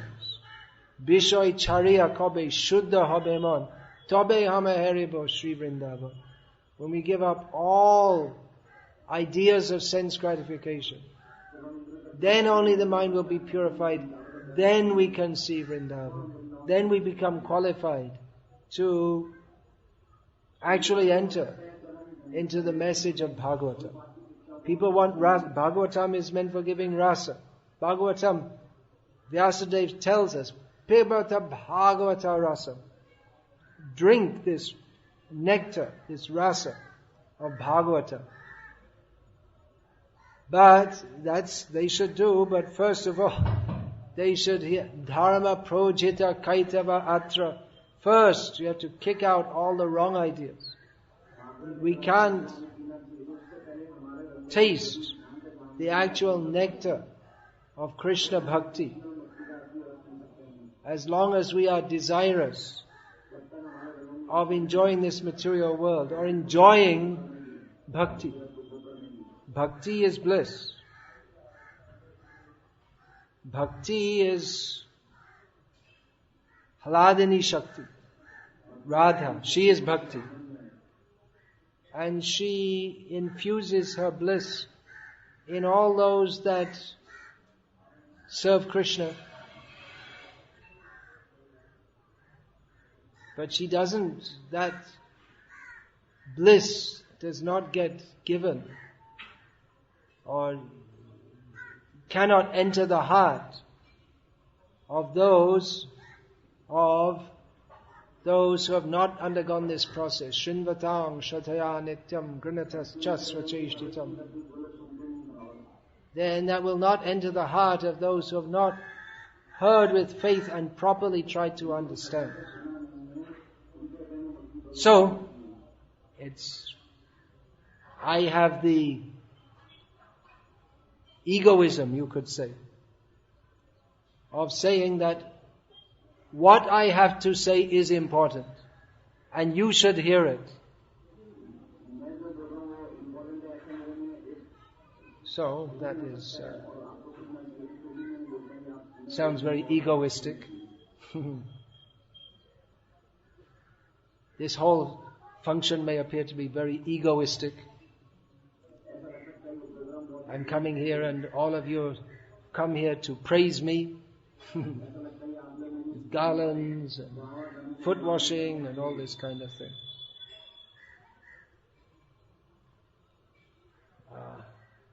And I'm supposed to accept all that. I should accept that. If I give what you are supposed to be praising me because I give you that which is worth getting. If I give anything else, then it's just a hollow show. Then otherwise it's like some drama. Just like this, how many years ago? Maybe almost 30 years ago, this Ramayana TV series came that was so popular. And the actress of Sita, wherever she went, the people wanted to worship her like Sita. She didn't like it because she was a Bollywood actress. She didn't want to be like Sita.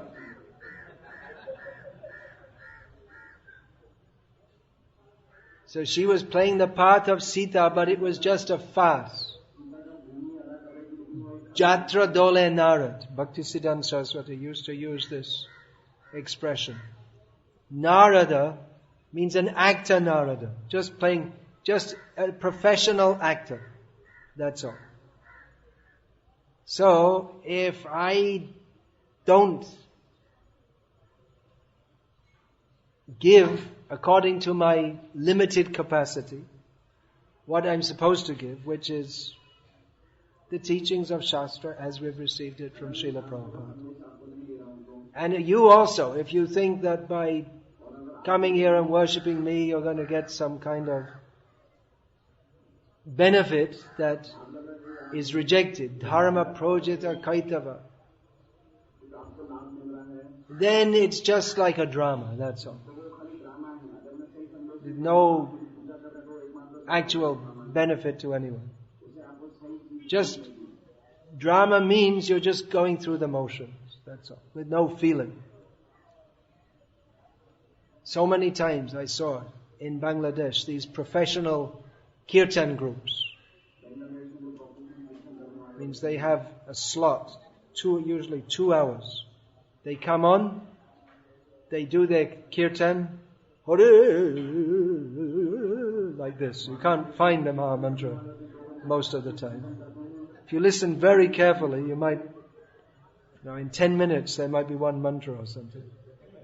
It's mostly like voice exercise. It's going up and down the scale. So they have their 2-hour slot, but if the next group is late, because, they have to wake up and then put on their costumes and everything, and have their last biri. So if they're late, then the group, because the kirtan has to go on non-stop, so the group that's doing overtime, they just give up all kinds of acting and stuff, and they're just Hare Krishna, Hare Krishna, with a deliberately uninteresting style, and looking like this, looking very angry. Then the other group comes on and they chastise them, and then they run off stage to smoke a bidi, because it's been 2 hours without a bidi. And then the Vaishnavis will come with bidi, for bidi seva, because all good Vaishnavas, they smoke like this. Actually, some of the more sophisticated ones, they use this hookah, but mostly bidi. So they're making a show of chanting Hare Krishna, but it's just a show. That's all. They get some money. They have to support their families. There may be some feeling. I'm not saying that completely, but the main motive is they wouldn't have gone to that place to chant Hare Krishna if they weren't getting paid for it. So we don't want things to degenerate like that. And it can do.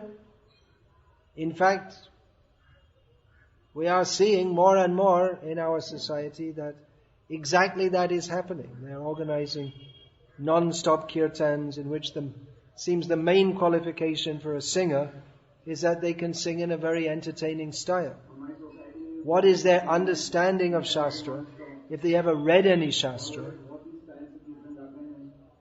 whether they're chanting 16 rounds or not, whether they follow 4 regulated principles or not. I don't think all of them are, those famous kirtan leaders. What do you think?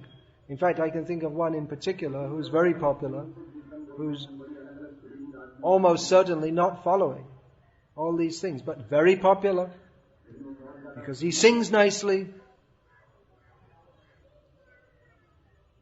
So, I'm telling you. I told you something invaluable, right? You can judge for yourself. Is it valuable? Because this is going on in Prabhupada's movement. So I should tell you. From what I've understood, I got good training in my youth in Bangladesh, that even people with a lot of, you could say, sentimental feeling for bhakti, for lack of proper guidance, they don't get the real thing. So now Srila Prabhupada's movement is spreading there, and its effect is definitely pronounced there. But like I say, I had training I got a letter from England during my early days in Bangladesh. In those days, letter meant it took about 2 weeks to reach. Nowadays, email, instant. You just have to log in. So in these days, I heard something about one of the leaders there who one of the leaders in England. I'd been there living in the ISKCON temples in England until recently before that. And there was some talk about there were very ecstatic kirtans. But some devotees were thinking it was a bit unusual. So I wrote to one of my friends, devotees in England, and said, "What's going on over there?" And he wrote back and said that, yeah, the kirtans are really ecstatic, and this leader, he'll dance madly, and sometimes he's sitting on his Vyasasan and in ecstasy he'll fall off. And I knew immediately, I'm seeing this all around me every day, this is just plain sahajya. So by Prabhupada's mercy, I had a good training in those early days. Of course, the main training comes from reading Prabhupada's books, associating with devotees, hearing, but we have to see it in practice. Otherwise, we may be bewildered, just like in the pastimes of Chaitanya Mahaprabhu. Chaitanya Mahaprabhu was in Vrindavan, and so many learned Vaishnava Pandits were there, and they were calling him, "Come to see the Krishna is coming at night and dancing on Kaliya." And Chaitanya Mahaprabhu said, he wasn't interested to go. But his associate, Balabhadra Bhattacharya, he thought, oh, Krishna's appeared, dancing on the head of Kaliya. And all the learned people, they're calling us we should all go. Chaitanya Mahaprabhu said, don't go, just stay here. Balabhadra, he's very anxious to go.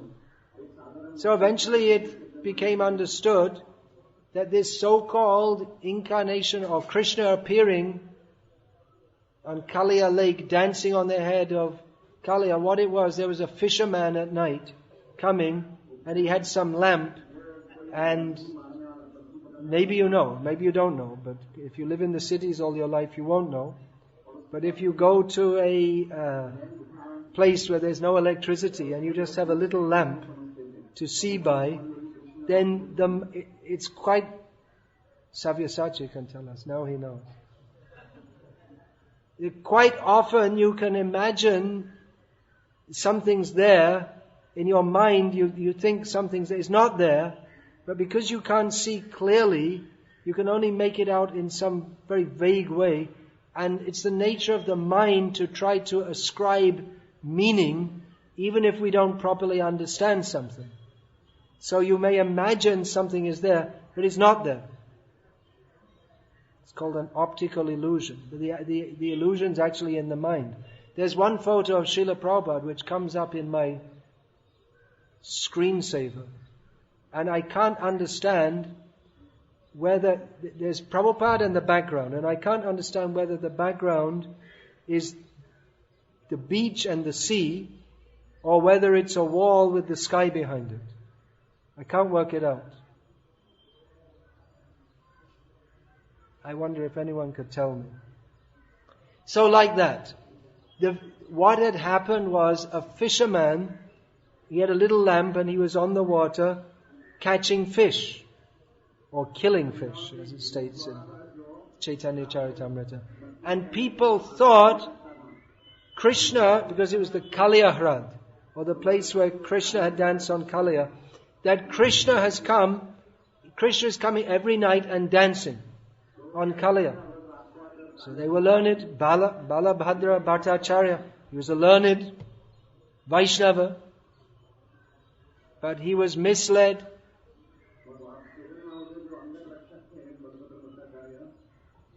Into thinking that, but Chaitanya Mahaprabhu, of course, he knew this is not, even Chaitanya Mahaprabhu, if we take him as a Vaishnava Acharya, he could understand this is not possible.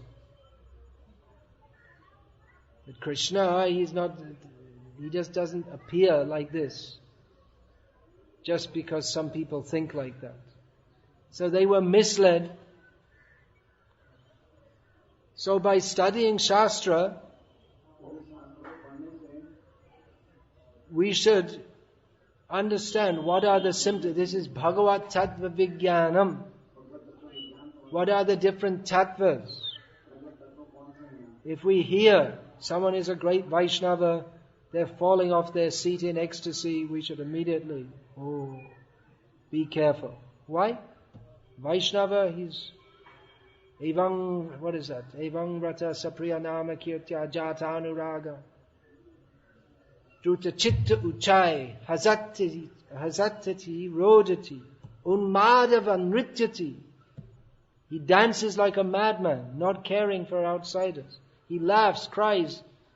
So, if we see someone like that, we should think, if they're chanting the holy names and dancing and crying in ecstasy, should we not accept them as a great Vaishnava? But then our recent acharyas have been very cautious in this regard. And even Chaitanya Mahaprabhu, he didn't openly do this. Only in the association of his devotees, who are actually pure devotees.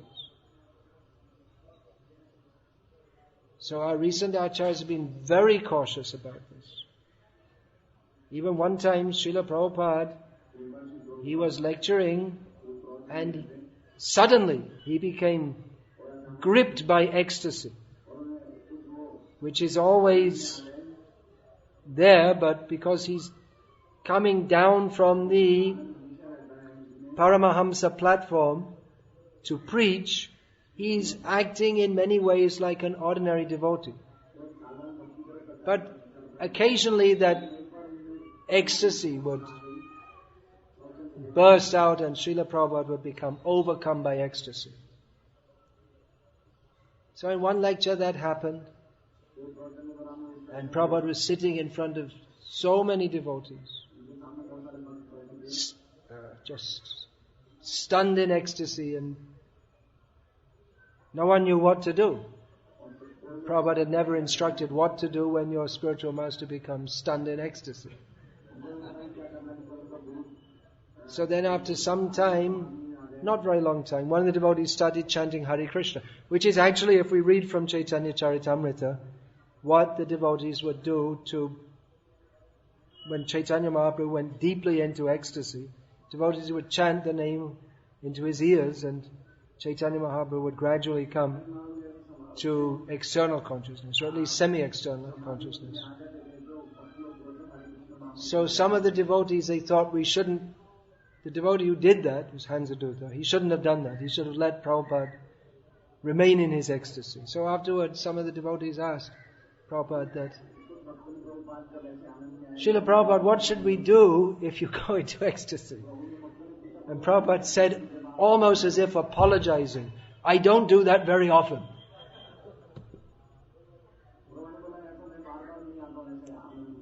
So, Prabhupada set that example, being very cautious.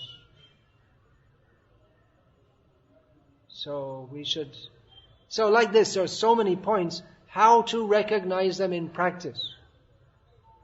Shastra teaches us Bhagavad Tattva Vijnana, the scientific knowledge of Krishna consciousness. How are we to practically apply that in every circumstance? Srila Prabhupada preached Krishna consciousness all over the world. He went to the Western world and practically moment by moment in the Western world, he experienced situations and the kinds of people who he had no experience of.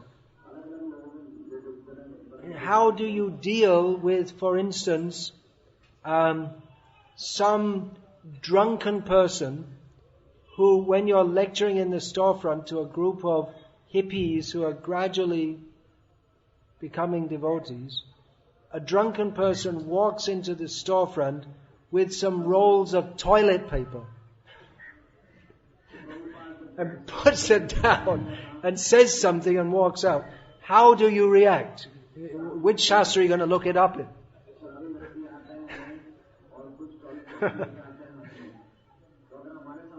What do you, Prabhupada says, he made us start in devotional service. He made some offering. But devotees don't use toilet paper. At least they didn't used to.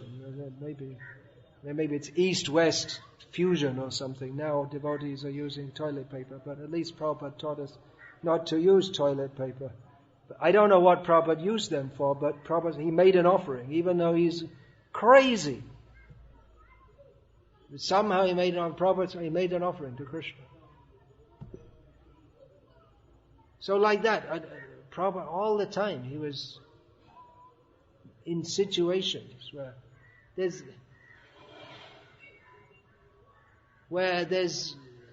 no precedent.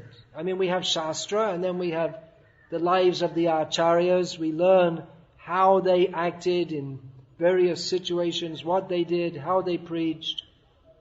But the kind of situations that Prabhupada faced, there's no precedent for that. Going among just extremely impious people with no exposure whatsoever to Krishna consciousness.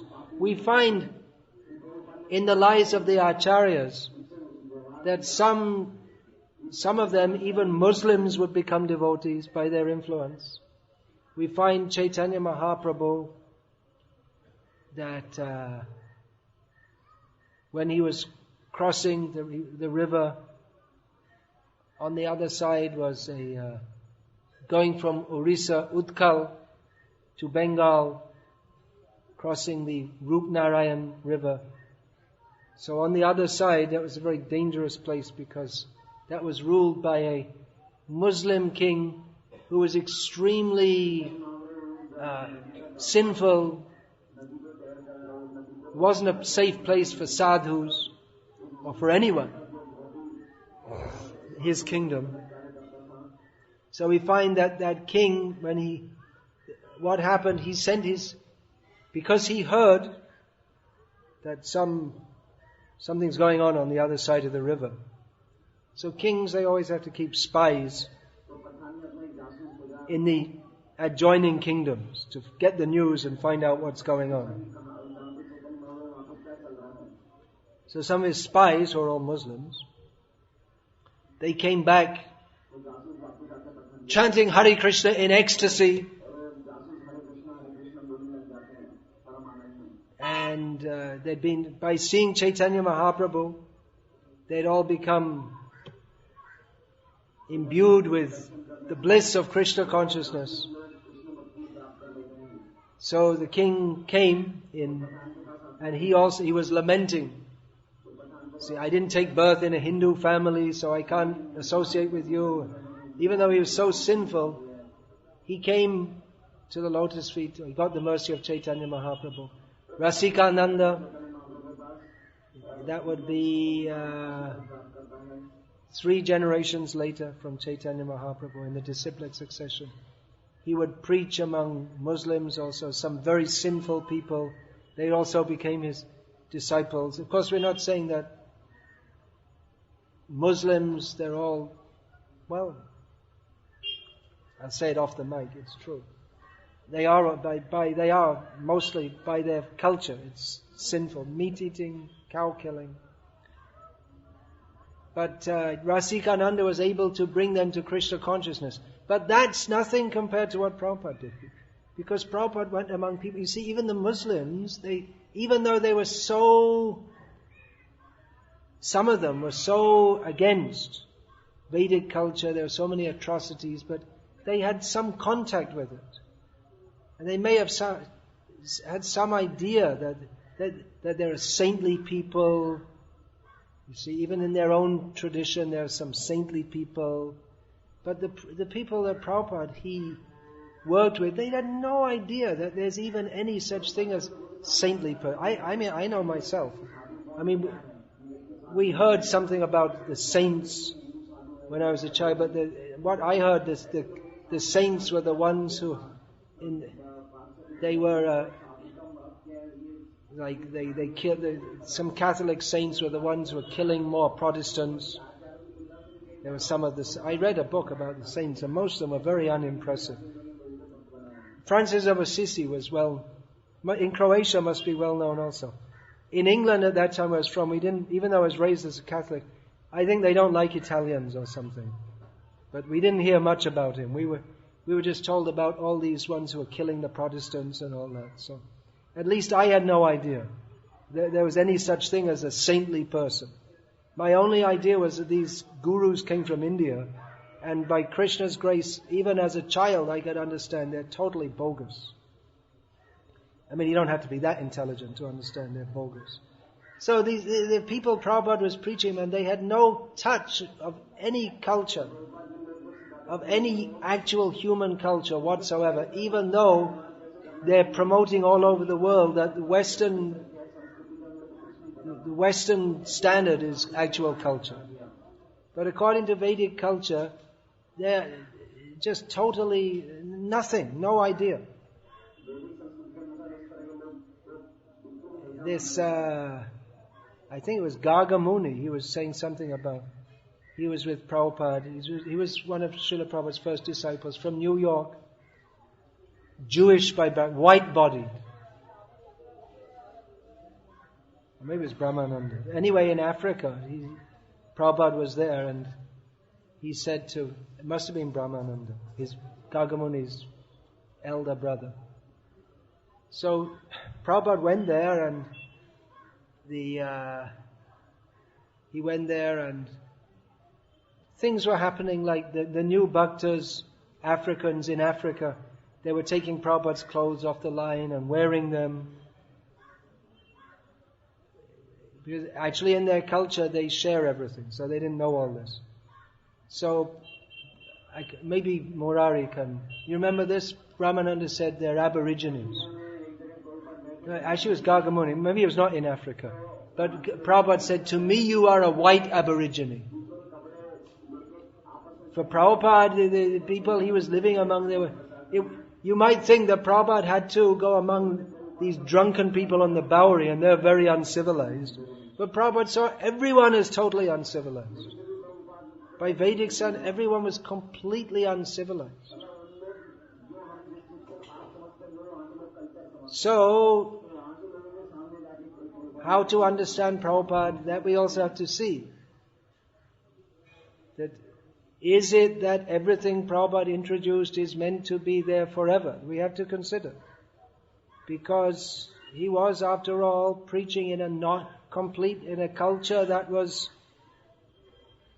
a long way away from the traditional standard.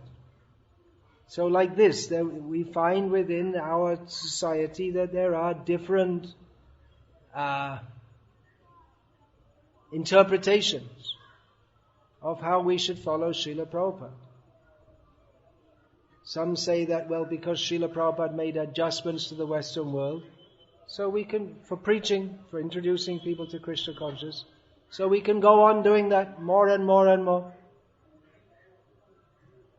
The problem is that the more you adjust, then the further away you get away from the original culture that is meant or is favorable for bringing people actually to Krishna consciousness. So then you get some like myself who say, well, let's move closer to the original culture, which is actually helpful for us to be Krishna conscious. So there's a difference of outlook there. So, just like we see, there's a cultural divide within our society between those who want to be, you could say, very westernized or modernized and amalgamate all cultures and chant Hare Krishna. And those who say that, no, the Vedic culture in and of itself is important. It's not that you just chant Hare Krishna and just do whatever you like, however you like. There is a culture which is conducive to Krishna consciousness. So then again, if we say, all right, that culture is conducive, how much can we bring in the modern age? How much of that, then again, it may be quite complex. How much can we, how much of the modern Indian culture, people say it's influenced by Islam, the separation between men and women, although Srila Prabhupada himself in the first canto of Bhagavatam in one purport says that the idea of separating men from women It was right there with the queens of Krishna at Dwaraka. So it's not a Muslim invention. Prabhupada counted that already. But these kinds of questions are there. How far is it possible? How far is it desirable? We are all Vaishnavas, so we don't have to follow these things. That's also stated, which if it was, well, theoretically it's true, but we're not, many of us are not Vaishnavas of the category that we don't need to follow any culture. Or rather, those who are Vaishnavas, they prefer to follow the culture. So there may be complex discussions. How are we going to understand all these things? Therefore, again, coming back to that point, that we have to follow someone.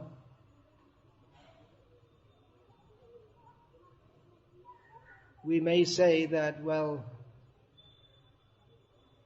I'll read all the books and then I'll decide. Well, but in the meantime, we have to associate with devotees. It's not that we can just hide away and read the books. We have to associate with devotees or with non-devotees. If we say, I'll just read the books and follow Prabhupada. But one of Prabhupada's main instructions, the main instructions of Shastra, is to associate with devotees. Then who are we going to associate with? We'll have to choose our association. Do you want to, you may prefer to associate with a devotee who says that, well, we shouldn't be so strict. All the men and women can all mix up and be brothers and sisters because we're all Vaishnavas and Vaishnavis and don't see the body, but the problem is we do see the body. Therefore, there are others like myself who say, better be strict. Not harsh, but follow some basic observances. Otherwise, there'll be trouble. So then, even before we've read everything, we have to associate with devotees, we have to take some association. So you have to take some, which means we have to take some guidance.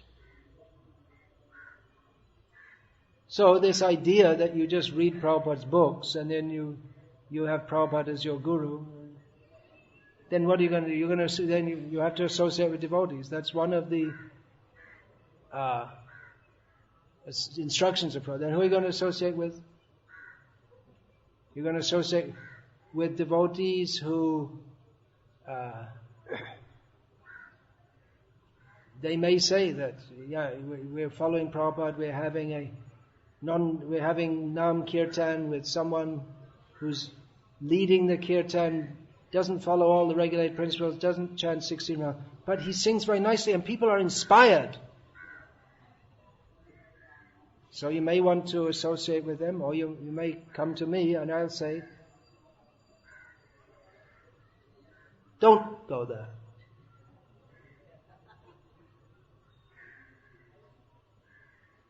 So it's not that everyone is the same and you'll get the same instruction.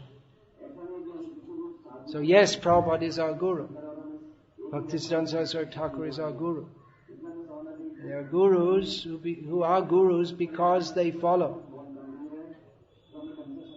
the previous acharyas. But like I said, that subtle difference. If someone says to you, I'm following Srila Prabhupada, let's go to McDonald's and have a hamburger. Then it's very easy to understand he's not following Srila Prabhupada. He may say he's following. Hamburger, it's a meat preparation. Must be McDonald's main product. Famous. Lucky for you if you haven't heard of it, which seems many of you haven't. See, that's the benefit of living in India. So far you don't know what McDonald's hamburgers are. In America, if you don't know what McDonald's hamburgers are, people think you're just very, very strange.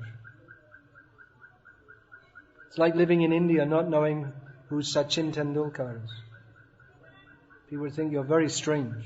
How can you live in India and not know? All the kids in Mayapur, they know her. Isn't it? No.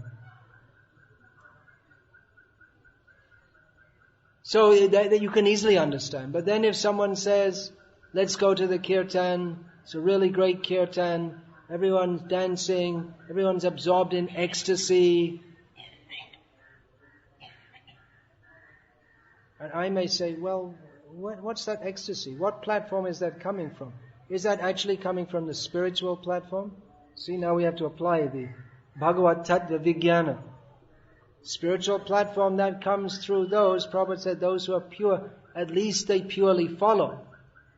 And there are certain basic instructions that Srila Prabhupada gave. Chant 16 rounds minimum every day. Follow the 4 regulated principles. Rise early. Mangalarti, all these things. So, I saw in Bangladesh so much ecstasy. But the ecstasy would terminate in a bidi. And people attending, ki ananda. But it was all ananda. So many things, I say, it's just really, really a drama. Someone is coming and putting the chandan on the people's heads. And one stands up and embraces him. And then they both collapse unconscious in ecstasy. And then someone comes and fans them with a cloth. And just drama. But people are thinking, this is ecstasy. There's no ecstasy. They may think it's ecstasy, but they're cut off from the actual mercy of Chaitanya Mahaprabhu. So our devotees, they may not be so much cut off, but they're on the tangent. Can you see? They're on the tangent. And it's not 0.0001. The angle is more than that. Dangerous tangent. So therefore I'm saying, it is important that you hear from me. I have this egoism. You could say. Egoism, but then what else should I say? Should I say, yes, this is very nice? But I didn't get that from Prabhupada, so why should I give it? What I heard from Prabhupada, this verse, there was like 10, 20 times a day I'd quote this in Bangladesh. Avaishnava mokhodgirnam putam harikatamritam shravana naiva kartavya sarpo chishtam yathapaya. Hearing harikatha, which by its nature is nectar, hearing that from a non-Vaishnava acts like poison. You may say, well, they're Vaishnavas, but not according